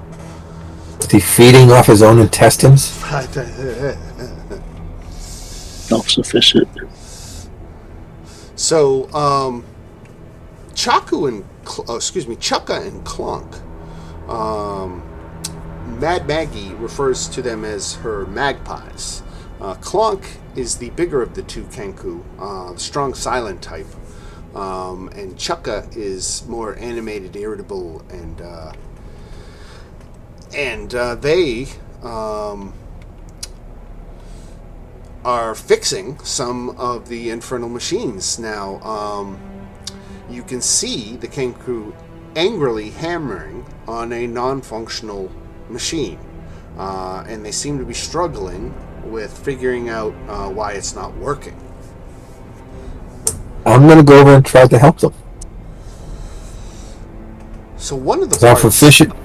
This vehicle is called a Demon Grinder, and one of the parts in it is a spiky gear, and it seems to be disrupting the flow of infernal energy through the vehicle. The gear, comprised of spikes from a Hezru demon, surge with demonic energy, causing the malfunction. So let's get an Arcana or Investigation check to see if you can examine where the faulty part is. Let's see, how'd you do? There you go, alright. Okay. So, Chukka and Clunk appreciate the help in identifying the problem. But they still need a way to remove the demonic essence from the gear. With that Arcana check, you know that a dispel magic or protection from evil and good might do the trick. Oh. Or other methods that you might imagine. How's that? There you go. Excellent. Write what it says. All right. So you got the infernal machine running, and the Kenku expressed their pleasure to Mad Maggie, and you've earned a little bit more of her favor. So excellent job there. Let's see, who else do we have milling about in the fort right now?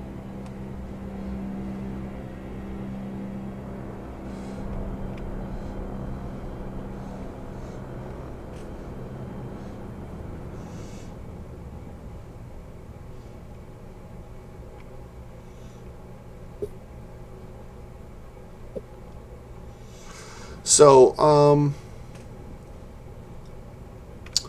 you notice there are two imps lurking about in the distance, whispering to each other and staring at you. The party, that is.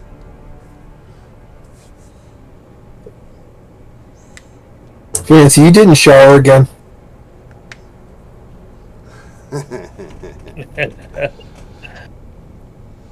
This is just a tribute. You know what's funny with this campaign is normally you'd see imps and you'd be like, let's go kill them.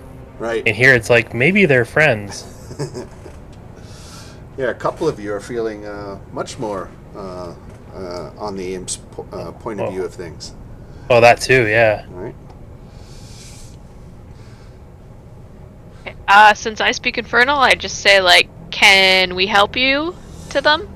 So you kind of cross the courtyard. They were lurking off in the distance, and so you cross that distance, and the tiny devils.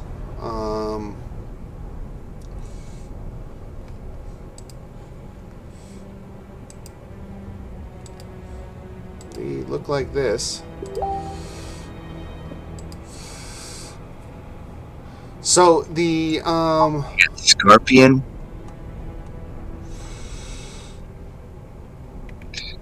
Is that a scorpion tail? Right? It is.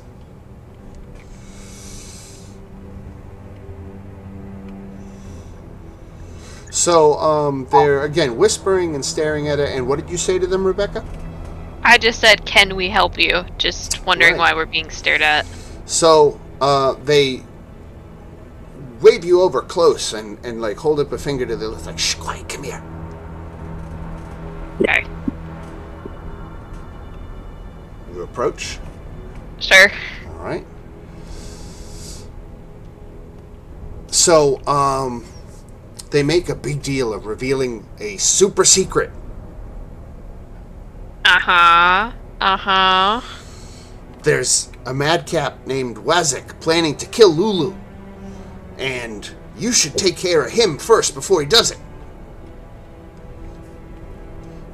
Okay. Wait, you said a madcap? Is that like one of those red caps? Right, but the madcaps dip their caps in that black ichor you've seen. Okay. Okay, wait. Okay, what is that ichor? Is it just ichor, or is it something magical? You're asking the imps? Yeah. All right. So, let me come back and find it here.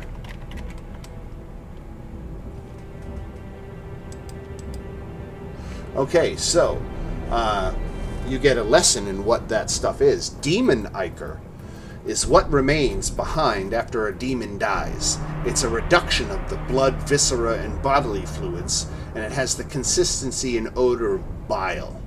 Enough Ew. demons die in Avernus that their ichor forms pools and small lakes. Although it is harmless on most planes of existence, it can warp creatures on the lower planes.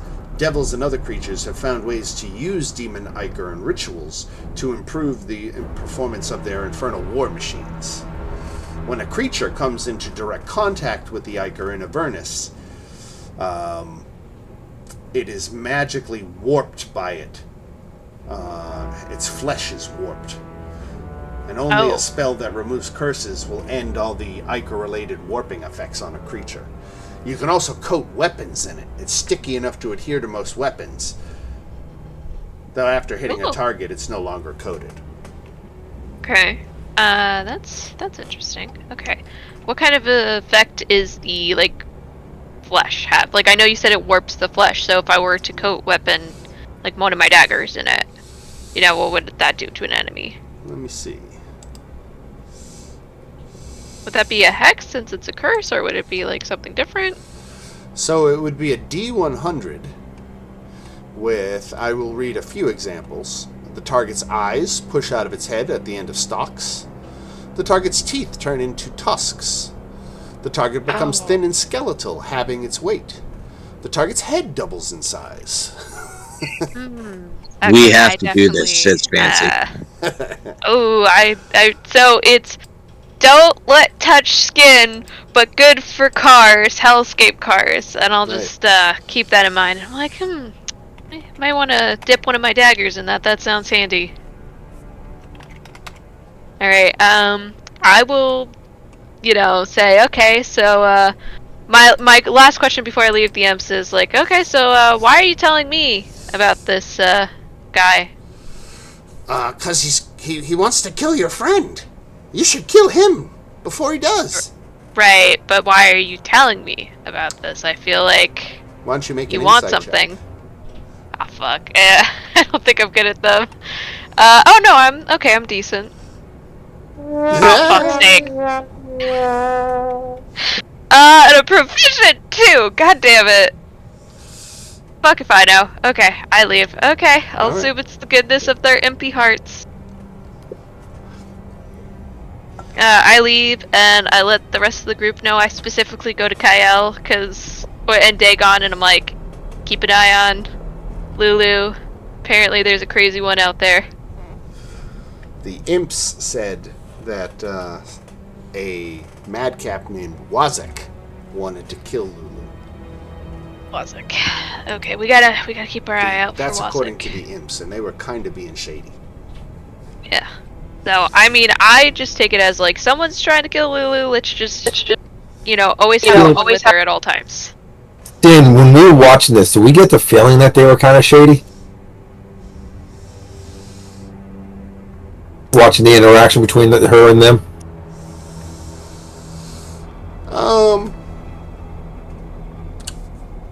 Because we're in theater of the mind and we can't definitively say how close people were standing, I will say, because no one else was jumping in when Rebecca was talking, but I will allow you to pick one party member to make another insight check as a second party to the conversation. But who you would like to make that insight check should be decided amongst yourselves. I'm a +3.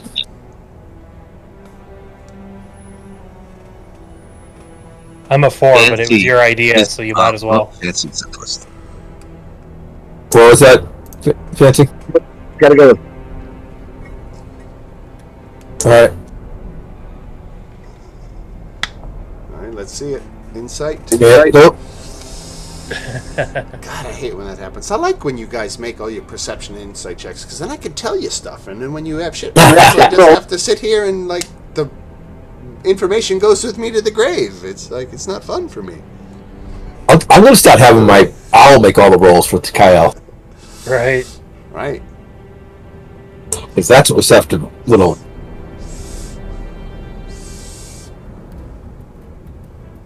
Alright.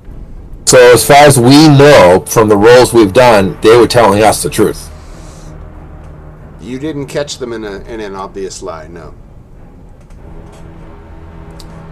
You get, with that in mind, it doesn't mean you have to believe them, but... Well, what I was thinking, maybe we'll go track this guy down and follow him, watch him, and see if he goes to do anything. Well, Lulu is with us, and he's supposedly trying to kill Lulu. Right. So my thought, at least, learning this information is, I don't want to cause trouble while we're here, So my thought is just keep an extra careful eye on Lulu. Right. Just keep her close. Yeah, so basically everyone's... my imagination is she's a squishmallow, so we all take turns sleeping with her. Squishmallow.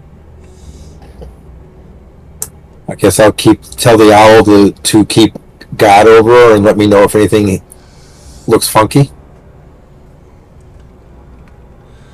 Now there's another character you could see floating around. It is it's this. We've seen these before, I think. Right? And this guy is floating around.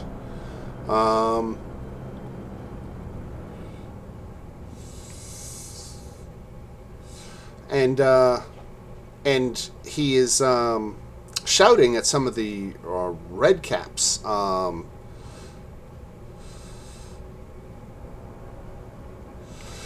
Shouting at them to go away and leave him alone. And he's actually heading over into your direction now.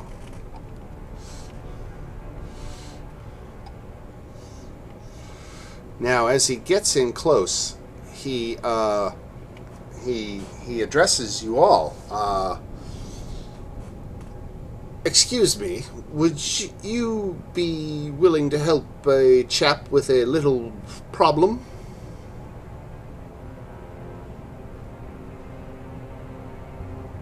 Depends. What would the problem be?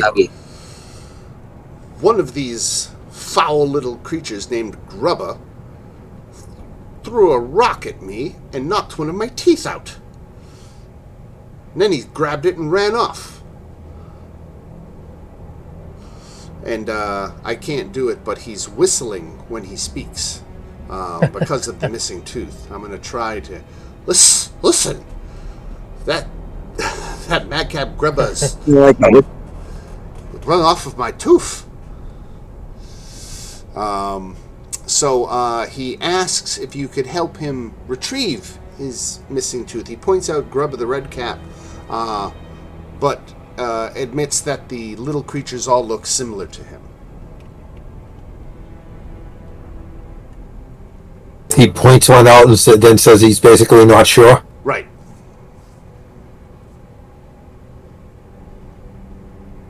Because they do look remarkably similar.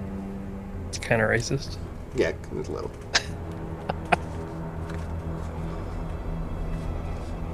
I don't know. You look pretty cool without it. Seriously?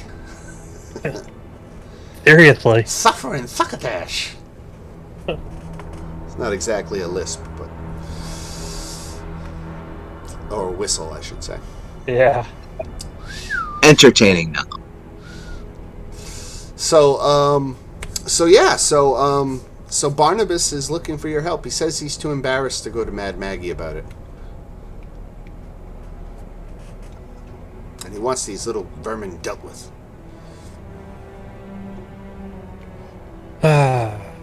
Okay.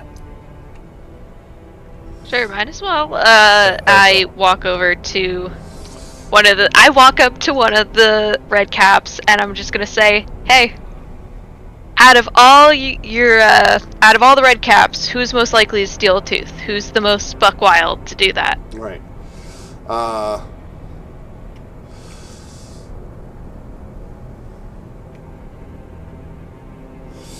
Oh, wow. Okay.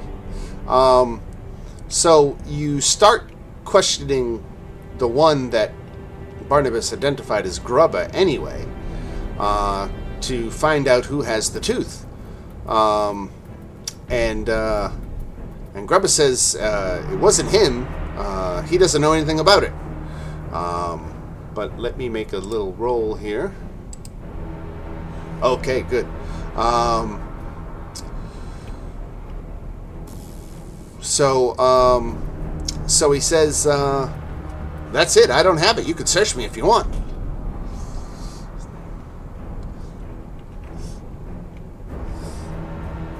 I'm trying to think of a smart way to do this, because as much as I would like to cast Detect Thoughts again, I only have so many spell slots. Right. Can I? Oh, okay. Can I make a persuasion check to say, like, okay, you know what? I believe you, but like, seriously, if anyone would do that, who's like the craziest guy who would do that? Like, who do you think it is? Right. And he says, "Oh, darling, we're all mad down here." Okay, so you're saying anyone? Right. Give me your best guess. No, go away. Oh, I'm trying to make a persuasion check here. Please, can I get... Alright, let's say...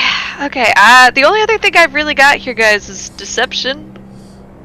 Where, I don't know, I could try and lie to get this guy to give me... Or we could walk up and hold a crossbow to his head and say, "Tell us." That was kind of the next idea, yeah.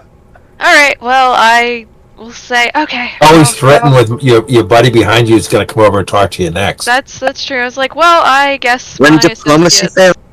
You see, I'm the talker here, but my friends, and I kind of make a gesture to you guys, so please look intimidating. My friends there, as you may notice, are not so much so talkers. Well, except Fancy. Fancy, you can't get him to shut up. But yeah, I really urge you to help me out here before I ask my friends to help us out here.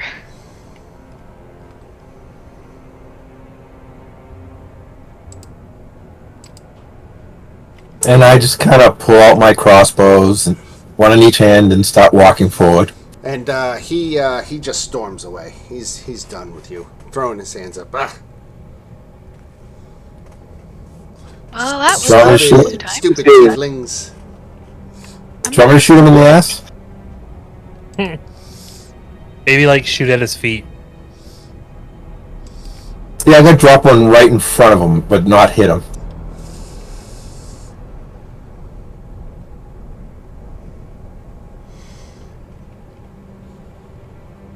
All right. He turns around. He's pretty angry. And he calls out to two of his buddies, and we're going to go do a little fight. All right, this one won't be at his feet. Nope. He's gonna call my bluff. Wasn't really a bluff. All right, so Yeah, let's. exactly. I got us all on the map here. I'm gonna just take off stuff from the last time we used this. Let's see. We'll get rid of Older. We'll get rid of Rhea. We got Lulu, Dagon, Fancy. 1, 2, 3, 4, 5, 6. We'll take out Muriel. Let's see how we doing this. So yeah, you guys can arrange yourselves where you want. I'm gonna put the red caps down here.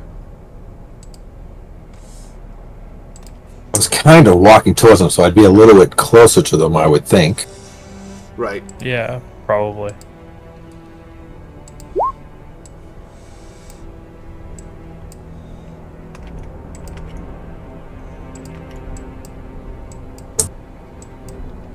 Unfortunately, it would be Salim and I in front right now, wouldn't it?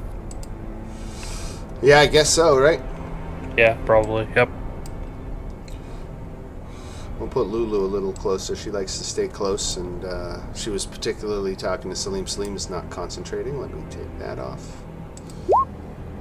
If Lulu moves, the owl, if in non-combat situations right now, if the Lulu moves, the owl's following her. Got it.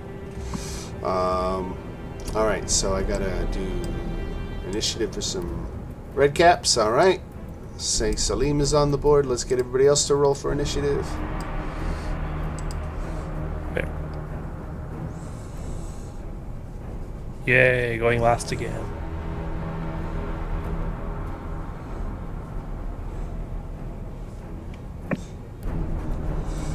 Wow. We need Fancy in there. I'm coming. Hold on. Okay. Hold on. I'm coming. Whoa, look at that. Fancy.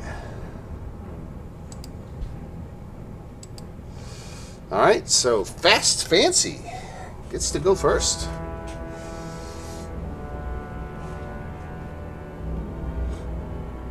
So I see 3 of those red caps on the battlefield. Right? Is that all I see right now? So we're kind of in the courtyard area, if you will, for lack of a better word, of Fort Knucklebone. You're not in between the fingers and in the caves back there. You're kind of out in an open area. The red caps a lot of times congregate near the gate, and so that is where you are. We're in a street fight. Yeah.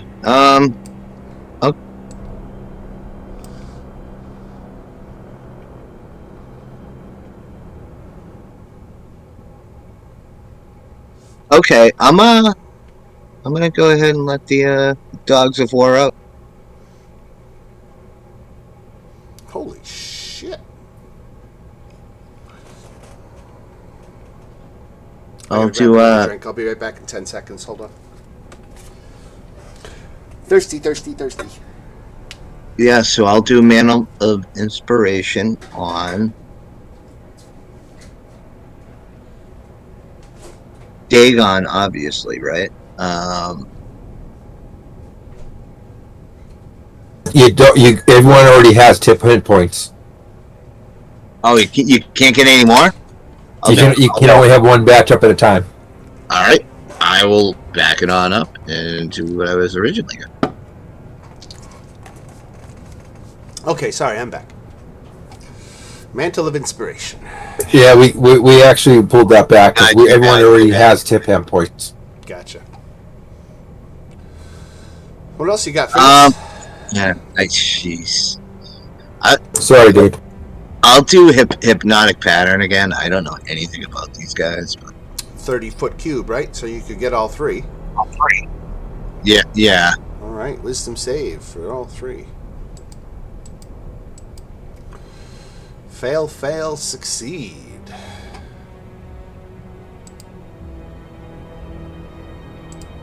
Okay. I really like that spell. All right, so So the two that failed are charmed by you, right? That's how it works? Yeah, they're basically taken out of the fight. Right. Incapacitated. Incapacitated. Incapacitated. Alright, so there's Fancy's hypnotic pattern.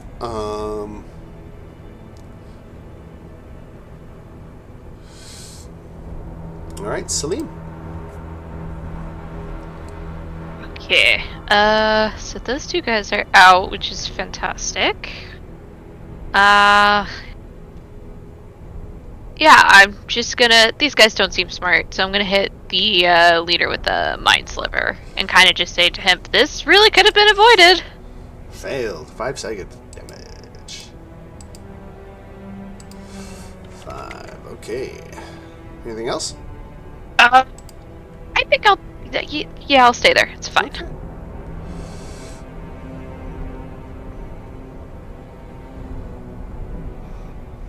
The red cat moves up to its speed to a creature it can see and kicks it with its iron boots.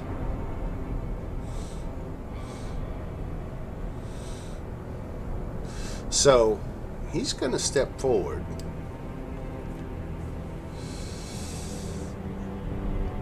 And he's going to make 3 attacks.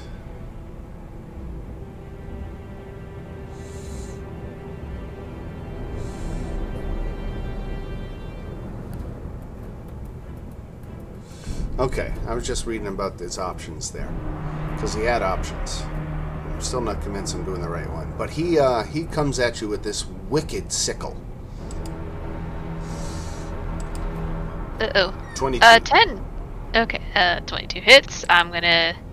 Yeah, I can't shield that. 16. I use... Hold on, just looking at the spell. If I use shield, that wouldn't work. So can I use it for the 3rd hit? What's your armor class and what shield bring it up to? So, my armor class is 13, shield is a +5, so it would get me to 18. Right, so you So would I'd be only take hit the for one hit. 9, right? Yeah. And you have 6 temporary hit points right now. Which is why I tried to use shield. Okay, let me... Oh, I Yes, should have not done that. I should have woken up he should have hit his comrades and woken them up. Damn it. That's a tactical error on my part. Oh, I taunted him. It's okay. Right. Maybe that guy's just not that smart. Right. They were behind him. I didn't see them. So this red cap is charmed and out of the fight. So is he. And we go to the owl. I was going to fly over, do the help action, fly back beside Lulu. Right. And now you, sir. So the first attack.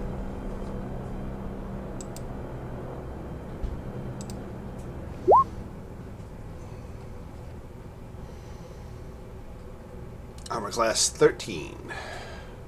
Now knowing that, next attack. Was advantage applied there, or? Yeah, because of the help action. Right. Okay. So 6 piercing. And now the next one.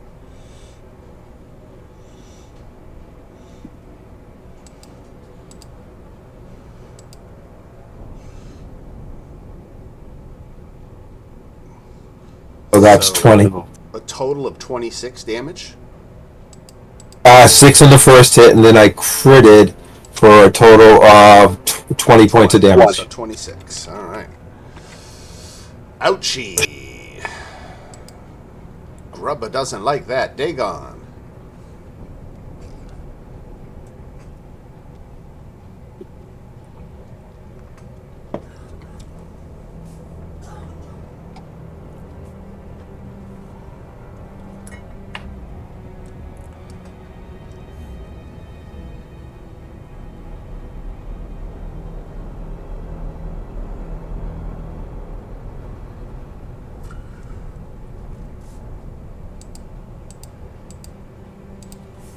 Four points of flail damage.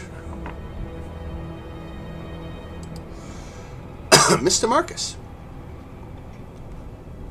Okay. Yeah. I'll get over here so I'm in flanking. We'll hit him with the mace. 22.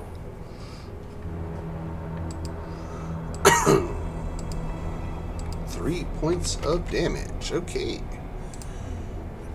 Fancy. I was just kind of thinking about red caps. Interesting. So I will.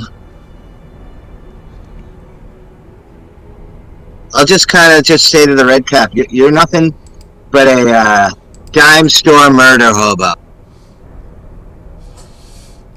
Ain't nothing but a dime spot. Murder hobo. What's that, a wisdom? Yep. Failed 7 psychic damage to a creature that had 7 hit points left. Down goes Grubber. Salim. That I am evil, huh? That was evil. That was evil. Right.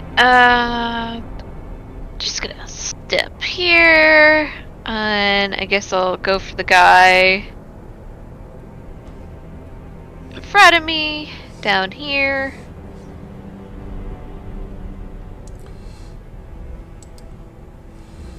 Made his save. Okay, well he doesn't take anything, and then I just hide back behind Dagon. Mr. Owl.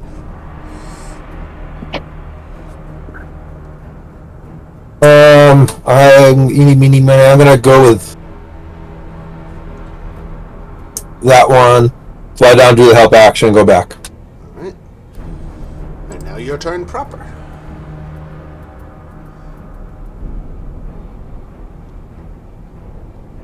Let's see if I can take him out.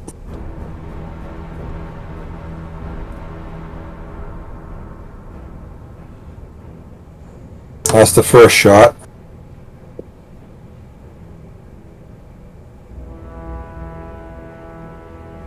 $16 points. And this is the guy on the left? Yes. And the second one missed. Alright, he's awake, so we'll take the incapacitated off of him. Dagon.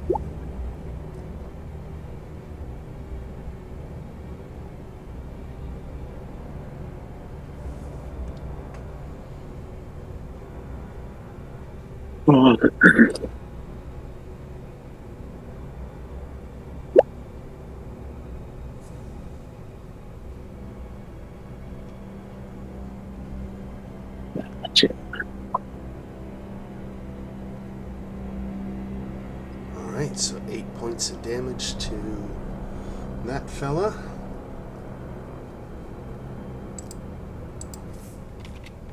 -8. Alright, Marcus. Alright. I'll move down and mace again.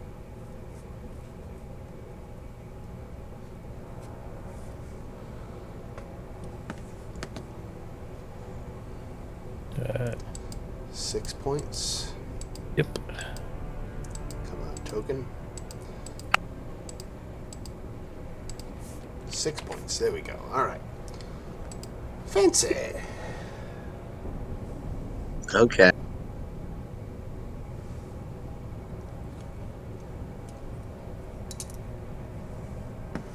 All right, I'm gonna have to just insult this murder hobo more.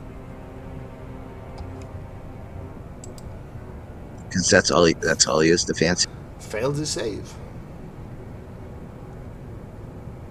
5 psychic.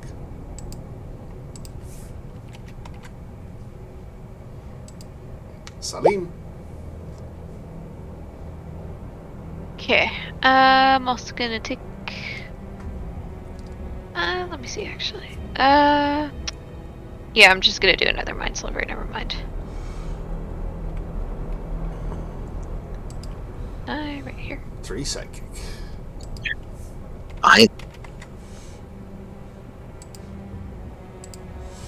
Alright, attacking Marcus.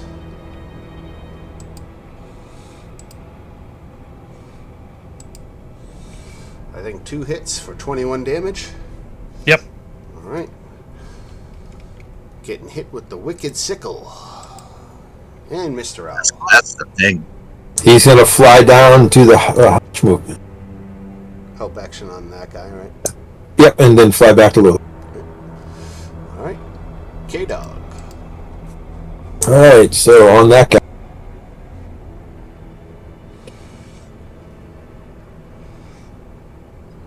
I wish you would just leave Sharpshooter on.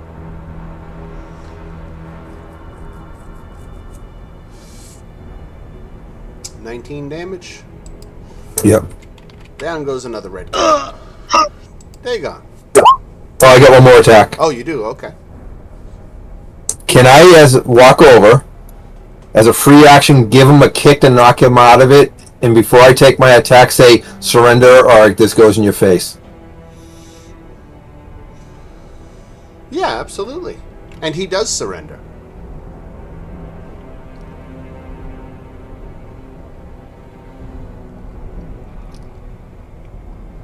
Now, will you answer her questions like we just tried to get questions answered?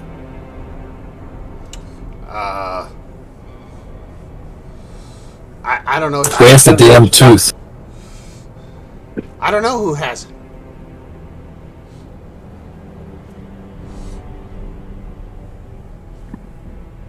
Should we do the pat down on this guy? Yeah. Well, now it's for you to figure out who has it. Would be. Go ahead, say it. Yeah.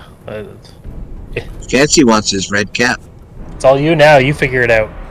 I was about to say, can we ask his name? Grunk. Grunk. Okay, can we ask Grunk if he knows this guy? What was it? Wazik? Who's that?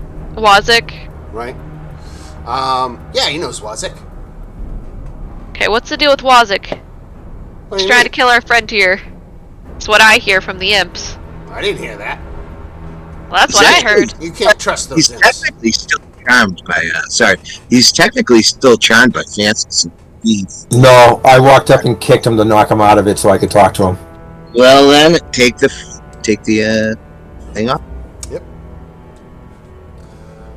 Wow, Make you it guys official. just Now not helpful. It's like talking to a brick wall with these guys. So yeah, he doesn't know who has the tooth. It gets passed around. Anybody Correct. could have it. You guys really have nothing better to do if you're passing around a tooth. Have you heard him talk? Oh my It's god. hysterical.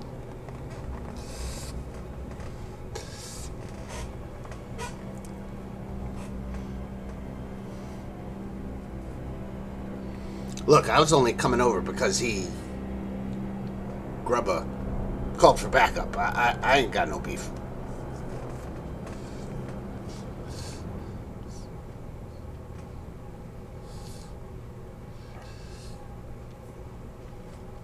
Everybody went quiet. I don't know what this. We're picturing Well, him you passing can see the truth around. GIF I put in chat because that's Salim's reaction to finding out they're passing around a goddamn tooth. Yeah. So Exactly. That's where I'm at. So, Grunk explains that the Redcaps believe the tooth is a lucky charm, so they frequently pass it from one another to keep Barnabas from finding it. Because of the constant transfer, he can't say where it is or who has it. Well, But there's at Does least he know the to last say person had it? I don't know that the book generally says how many Redcaps and Madcaps there are, but I'm going to say there's at least, say, 20 or 30 of them. By the sounds of things. Well, now there's 18.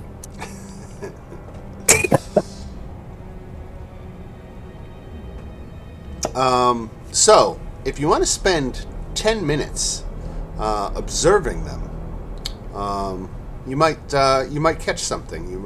If you spend 10 minutes, anybody who spends 10 minutes can make a perception check. Yep. Okay. Ask them, do they have beer or something? I need a drink after Right. that dumb shit. I gotta So- kill some brain cells myself. So, Marcus, you see one red cap passing a bloody pouch to another, who tucks it in a pocket. Hey. Give me that. Give you what? Pouch, give it to me. No, it's not yours. It's mine. Pull out my crossbow. Give it to me. I'll tell Maggie. That's fine. Give it to me anyway.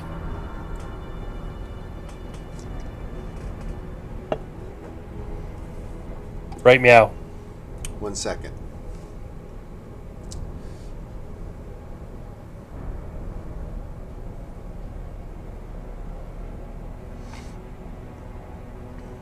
All right. You'll have to pry it out of my dead hands. I assume the red caps bodies are still there. What's that? Are the red caps that we killed, are their bodies still there? Yeah. I would like to just to point out, like, okay, I mean, take example A and B right there, All right. and I point to the bodies. So we'll just slightly shift and we'll say this is this guy over here, and his name is Tem. And Tem is going to attack. He is not going to let you bully him around. So Salim, was that you doing the talking? I was No, it was yelling at him, Marcus. but Really, it was yeah. really Marcus, right? I'm just trying to back up Marcus with Yeah. the intimidation. All right. So here, let's get away from the edge of the page here. We'll move up a little bit. All right.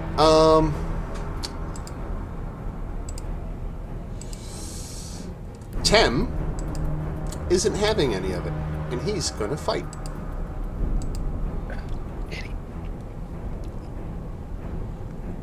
Tracker's not open. Never mind.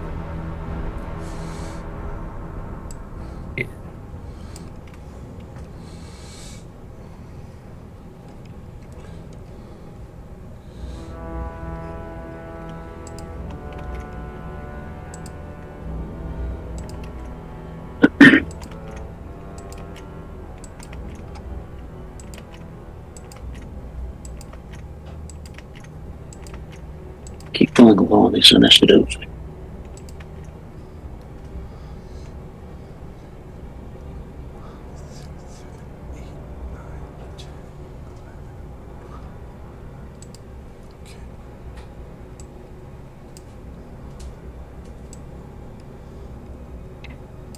Funny is like really weird right now for me. It is lagging in such weird ways. I did not see anyone else's initiative roll until I just refreshed the page. Wow. Wow. Like that, like I saw you turn off the turn order, but it didn't show back up. I only saw mine and then I just refreshed it and then I see everyone.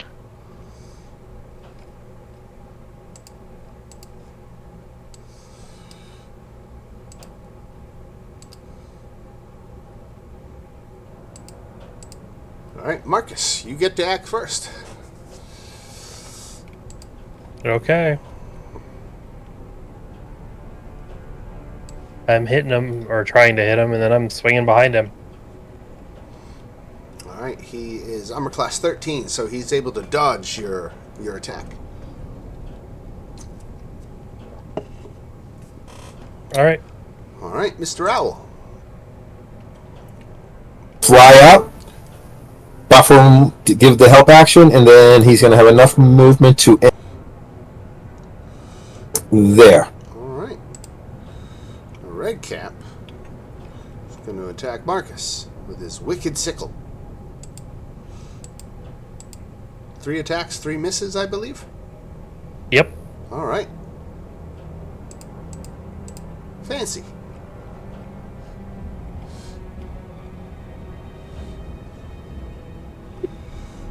So this is only one red cap? Right.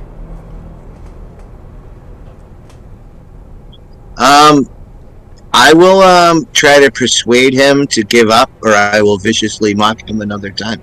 All right.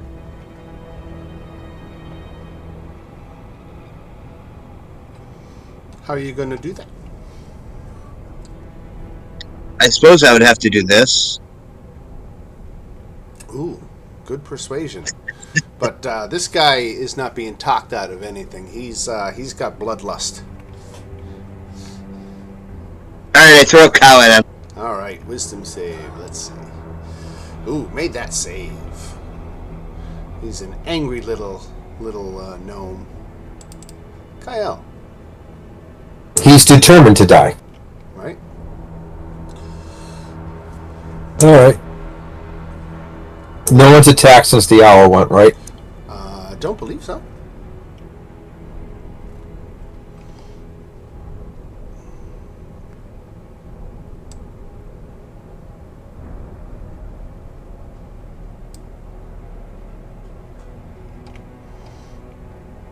Alright, so 22 hits for 16 damage. Nice damage. And another hit for 14 more, 30 points of damage. Holy guacamole, you guys do a lot of damage. Alright, so 30. And they're both pretty magical. well-placed shots, right? I don't think these guys are... They're more traditional Fae than they are. They don't have really any resistances or anything that I can say are noteworthy. Which I don't feel too bad admitting to you up front, because I don't think they would give off the impression of being too formidable. Though they got these iron boots things that they wear. They can come up and stomp you with those iron boots and do some damage. Oh yeah, they're very dangerous. They What you got, Dagon?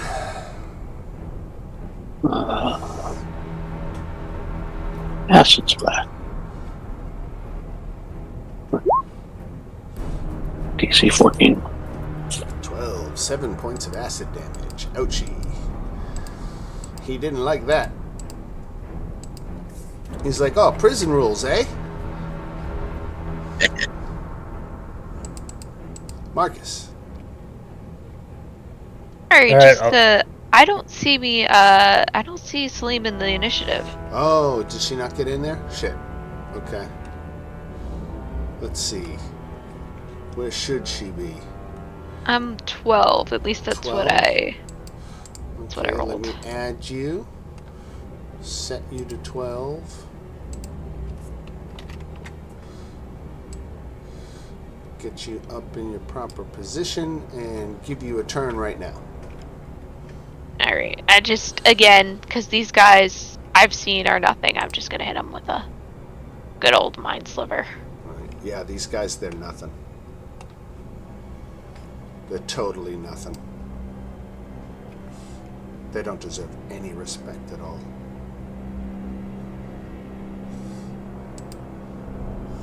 $15. Okay, so he makes a save.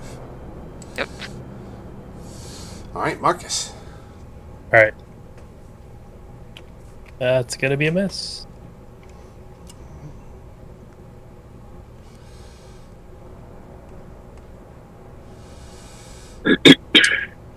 I fucked up. Okay, hold on.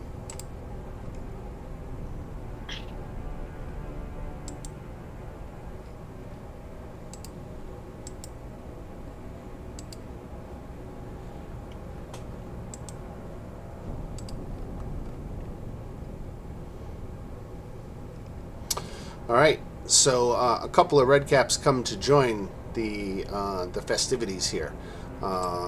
This one runs up on Marcus, gets him into a flanking thing, is going to attack. I believe 2 hits for 17. Yep. All right. This guy over here comes up on Dagon. Does 21 hit Dagon? No. Okay. All right. Then Marcus went and missed. Then the owl.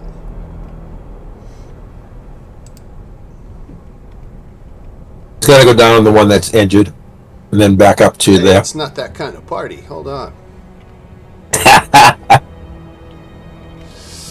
All right. Let's see. Esther Owl. Then we go to our friend Tem, Who is going to attack Marcus? With 3 slashes. 1 hit. 13.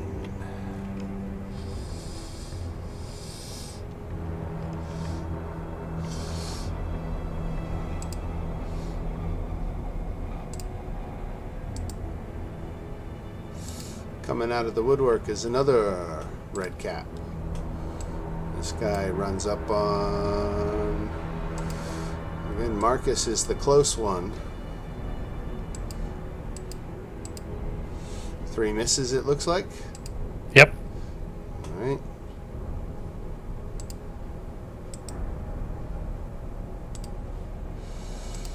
Running up on Fancy. What's your armor class, Fancy? 13. So that is 3 hits for 32 damage.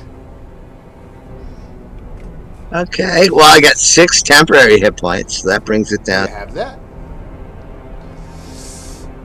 All right, Fancy, you've got a very angry customer right next to you. What are you going to do about it? I'm just going to go ahead and do 26 of damage to myself. And then... Oh, boy.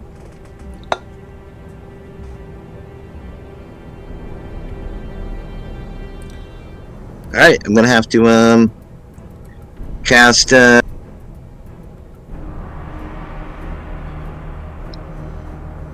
can't afford to die, you know?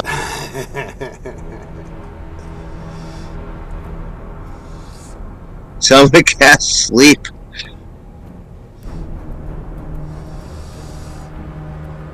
Is that as only target creatures?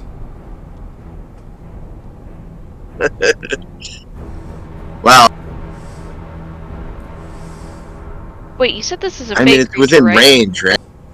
Right, they are fey creatures, right? I just Oh, know yeah, from but- playing a drow that I think sleep spells don't work. Yeah, they don't. I don't see any... I mean, I'll just tell you, I don't see any of that on the red cap right now. But I don't want you guys to limit your options with stuff that is a good idea. No, I'm not going to go with that. I'm going with something. I kind of threw it up there just to look at it. I'm going with something. Cool. I don't think that could roll over hit points from what I've been seeing with hitting them. No, yeah, I kind of threw it up there. All right, I'm going to cast... I'm going to try Crown of Mad. Which one are you targeting? The one that's right next to me. Got it. Okay, here it comes. Wisdom save 9. He failed. Okay, I'll throw that up. Cool.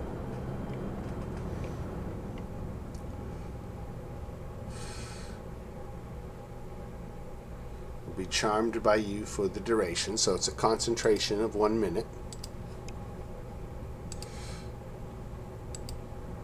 And he's charmed. So I'll put a little charmed icon on him. Alright. While charmed in this way, blah blah blah, the charmed target must use its action before moving on each of its turns to make a melee attack against a creature other than itself that you mentally choose. Okay. So it sounds like we only have to worry about that once it comes to his turn, and then Fancy will do some directing. But in the meantime, we go to Salim. Okay, that's a lot of guys on Marcus. Oh shit. Let's see, what do I have for crowd control? Yeah, you guys are kind of near the scrap metal wall, and these guys, after Tem attacked, they just started coming out, and they're still coming. There's more of them on the way. Okay, that's not good. Can't really use these spells without hitting you, Marcus. Okay, alright, I'm gonna cast good old Earth and Grass. I'm gonna put it right there. Okay. affecting those two next to Marcus. Yeah. Very good. Basically, I want to take a swipe at this guy up here. Strength saves. So the second guy failed, so he takes... 8 bludgeoning either way. And the guy who made his save takes half? Let me double check that. I believe so, just because...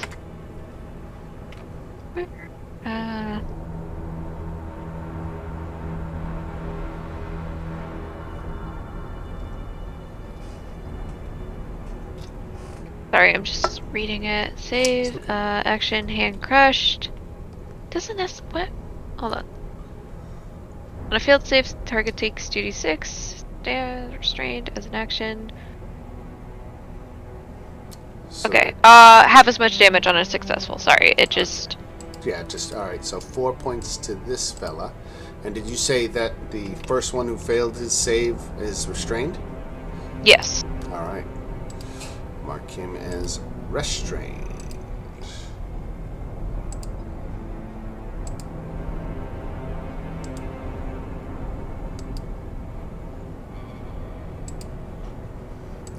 Hi, Fancy.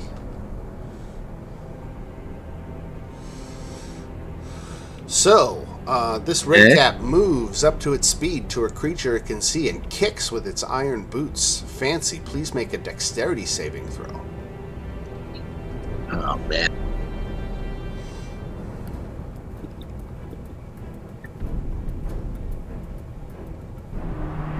Nice. Okay, so you avoided 3d10 plus 4 damage and being knocked prone with an awesome dexterity save, so congratulations. Alright. Kyle? I'm sorry, I was reading a spell. Sorry. Good. It's all good. You know how you get that? You get into it sometimes. Same thing happens. Alright, on the one that's damaged.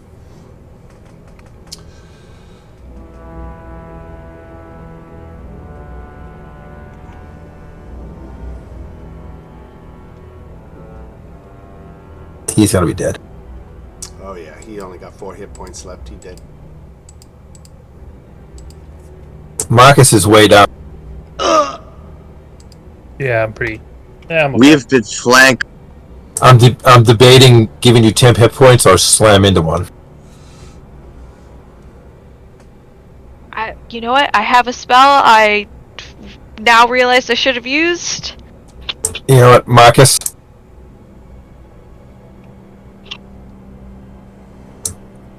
Throw 6 more hit points back up. All right. And that's my turn. Alright.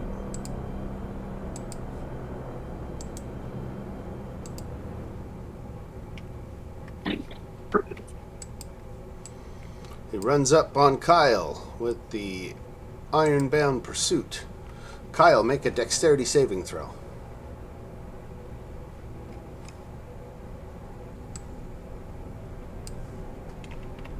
Whoops.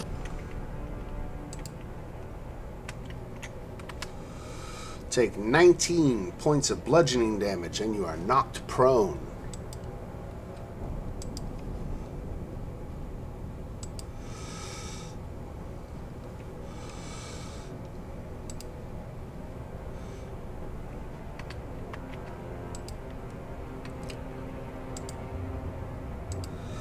Another red cap comes onto the scene. He comes up and he is just going to the creature. An attack roll has advantage if the attacker is within 5 feet. So now he's going to get advantage on his 3 sickle attacks against Kyle.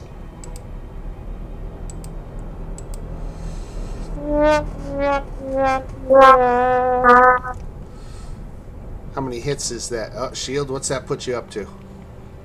20. That's only going to stop one of them, but it's still... Right, Any more attacks this round, it'll help. right. Alright, there's another one. Coming in from another. Shouldn't Lulu be in the initiative? She should be, absolutely. I'm going to put her in there right now. Thank you for that catch. This one is running up on Dagon. The Ironbound Pursuit. Dagon, make a dexterity saving throw.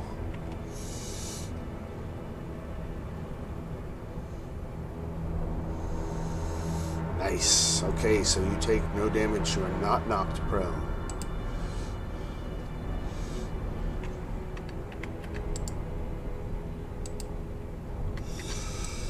Running right up on Salim. Make a dexterity saving throw. Nice. Crushing it. Dagon. Make a dexterity saving throw. Another one. Alright. This one hits you for 26 damage and you are knocked prone.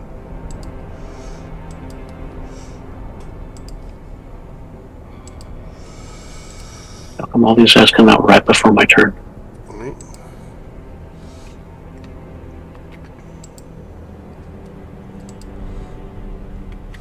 Fancy. Coming in at you. Make a dexterity saving throw. Oh, jeez. Do you ever get the feeling you're about to get subdued? Nice, fancy dodges. Alright, last one. Coming in. Coming in for Kyle. Make a dexterity saving throw. Oh, wait, you're already prone. Excuse me, you're already prone. So he doesn't do that. He just comes up and attacks with his sickle.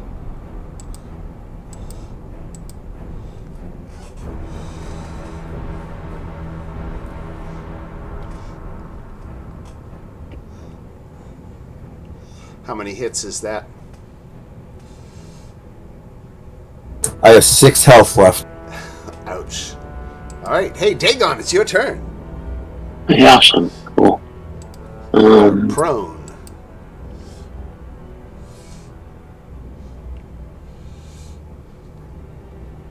What am I going to do?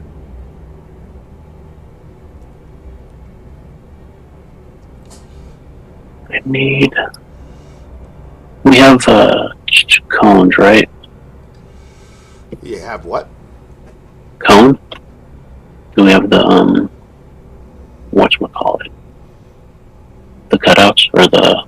You need the kite. measurement? Yeah. Needs the cone spell.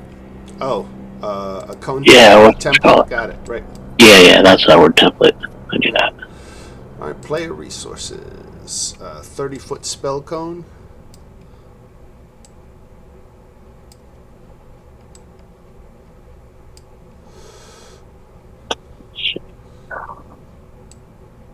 Where would you like to aim it? I don't think I can hit any of these guys. So I want to get...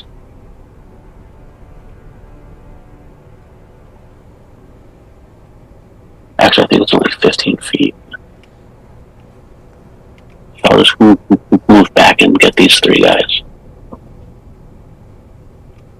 Maybe I'll just stay here. And get these 3 guys. So I moved, so I need to take 1 opportunity attack. 2, right? Yeah, from this guy. No, isn't it from the guys right next to you? Yeah, but I'm still right next to them. Because I went from him. Oh, I see. Okay, right. Okay. Right. Yeah, so just be the one guy attacking. Right, 1 attack. 25, though. No, I don't know why I suggested that. For 12. Alright. So, 15 feet should just get these 3. I don't know, the way I'm seeing it is it only gets 1 right there. Okay. Maybe. I'm like right there. Would that be all 3 of them?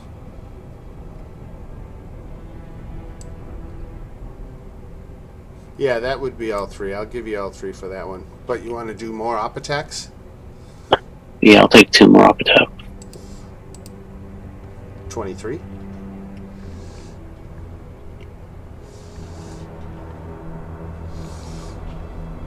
Yeah, the 23 hits for 12. All right. But now you get your attack on these 3. And this better work, otherwise I'm gonna feel stupid.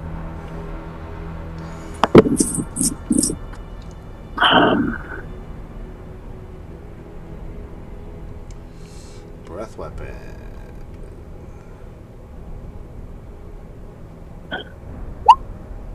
All of 9. Awesome.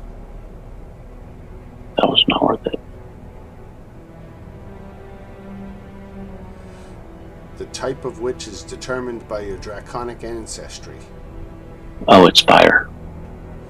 And so the type of the DC is Constitution. So I got to do a Constitution.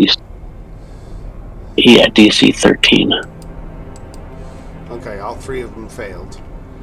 So all 3 of them take 9 damage? Yeah.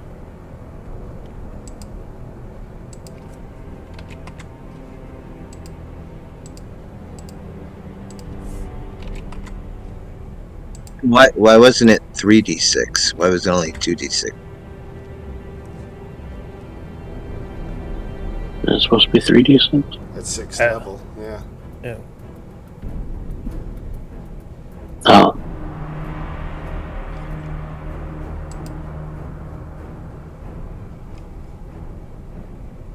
Because that's lower.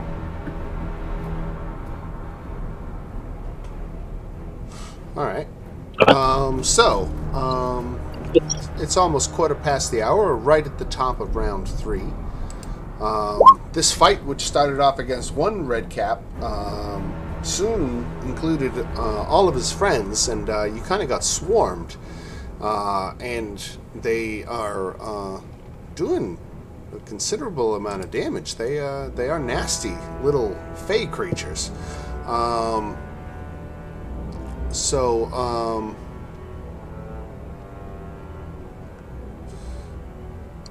Fancy as a plan. Right.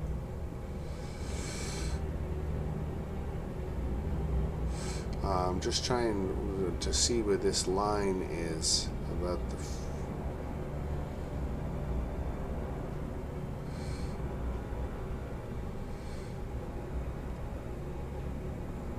Okay, so. Alright, so no red cap relinquishes the pouch willingly, though it can be magically charmed into doing so. The red cap attacks any character who tries to take it by force, and 12 other red caps join in the fight on the next round. Mad Maggie won't break up such a fight unless the characters have done something nice for her, although if the Dreamscape ritual has not taken place yet, she won't allow the red caps to kill a character. Oh, so you have that. Maybe you get your ass kicked, but you won't be dead anyway. Well, I've got something planned for next time. Right. And I'm really mad I didn't remember this spell. Yeah, everybody can take the time to see what you can do to maybe pull a win out of your behind. But that will be a fun way to kick off the start of the game next week. Are we playing next week? Is there? Oh, is it? It is 4th of July, isn't it? Yeah. I mean, I know I don't have any special plans. It's always possible I might get invited to my mom's at the last minute or something like that. But I don't know. What do you think? Should we play on 4th of July, or should we? Is everyone going to be too busy? I'm just going to be sitting at camp. That's just another day to me. What was that, Jackson? It's just another day to me, so I'll be free. Okay. Yeah, I was about to say I have What are you, Monday Canadian? and Tuesday off for work, so Yeah, I I'm took Monday free. and Tuesday off too, right? I got a 4-day weekend coming up. This is great. Yeah, I'm good either way. All right, yeah. So, all right, well, let's tentatively plan on doing it. And if people get busy, just pipe up in the chat, and we can always make a last-minute decision to postpone a week. But let's, for right now, plan on being here. All right, sounds good. All right, thanks everybody. I hope you had fun. I hope it was some of the challenges tonight were a little different, what with the exhaustion march and things like that. But I had fun, so I hope you did. Yeah, Yeah, definitely had something let's to be it. back at it. All right, everybody, and so until next week, we will see you in the chat. I'll get the video posted, and y'all have a good one. I'm gonna hit the stop button on the recording and call it a night. So thanks all. Right on. Thank you. See ya. Like, All right. All right.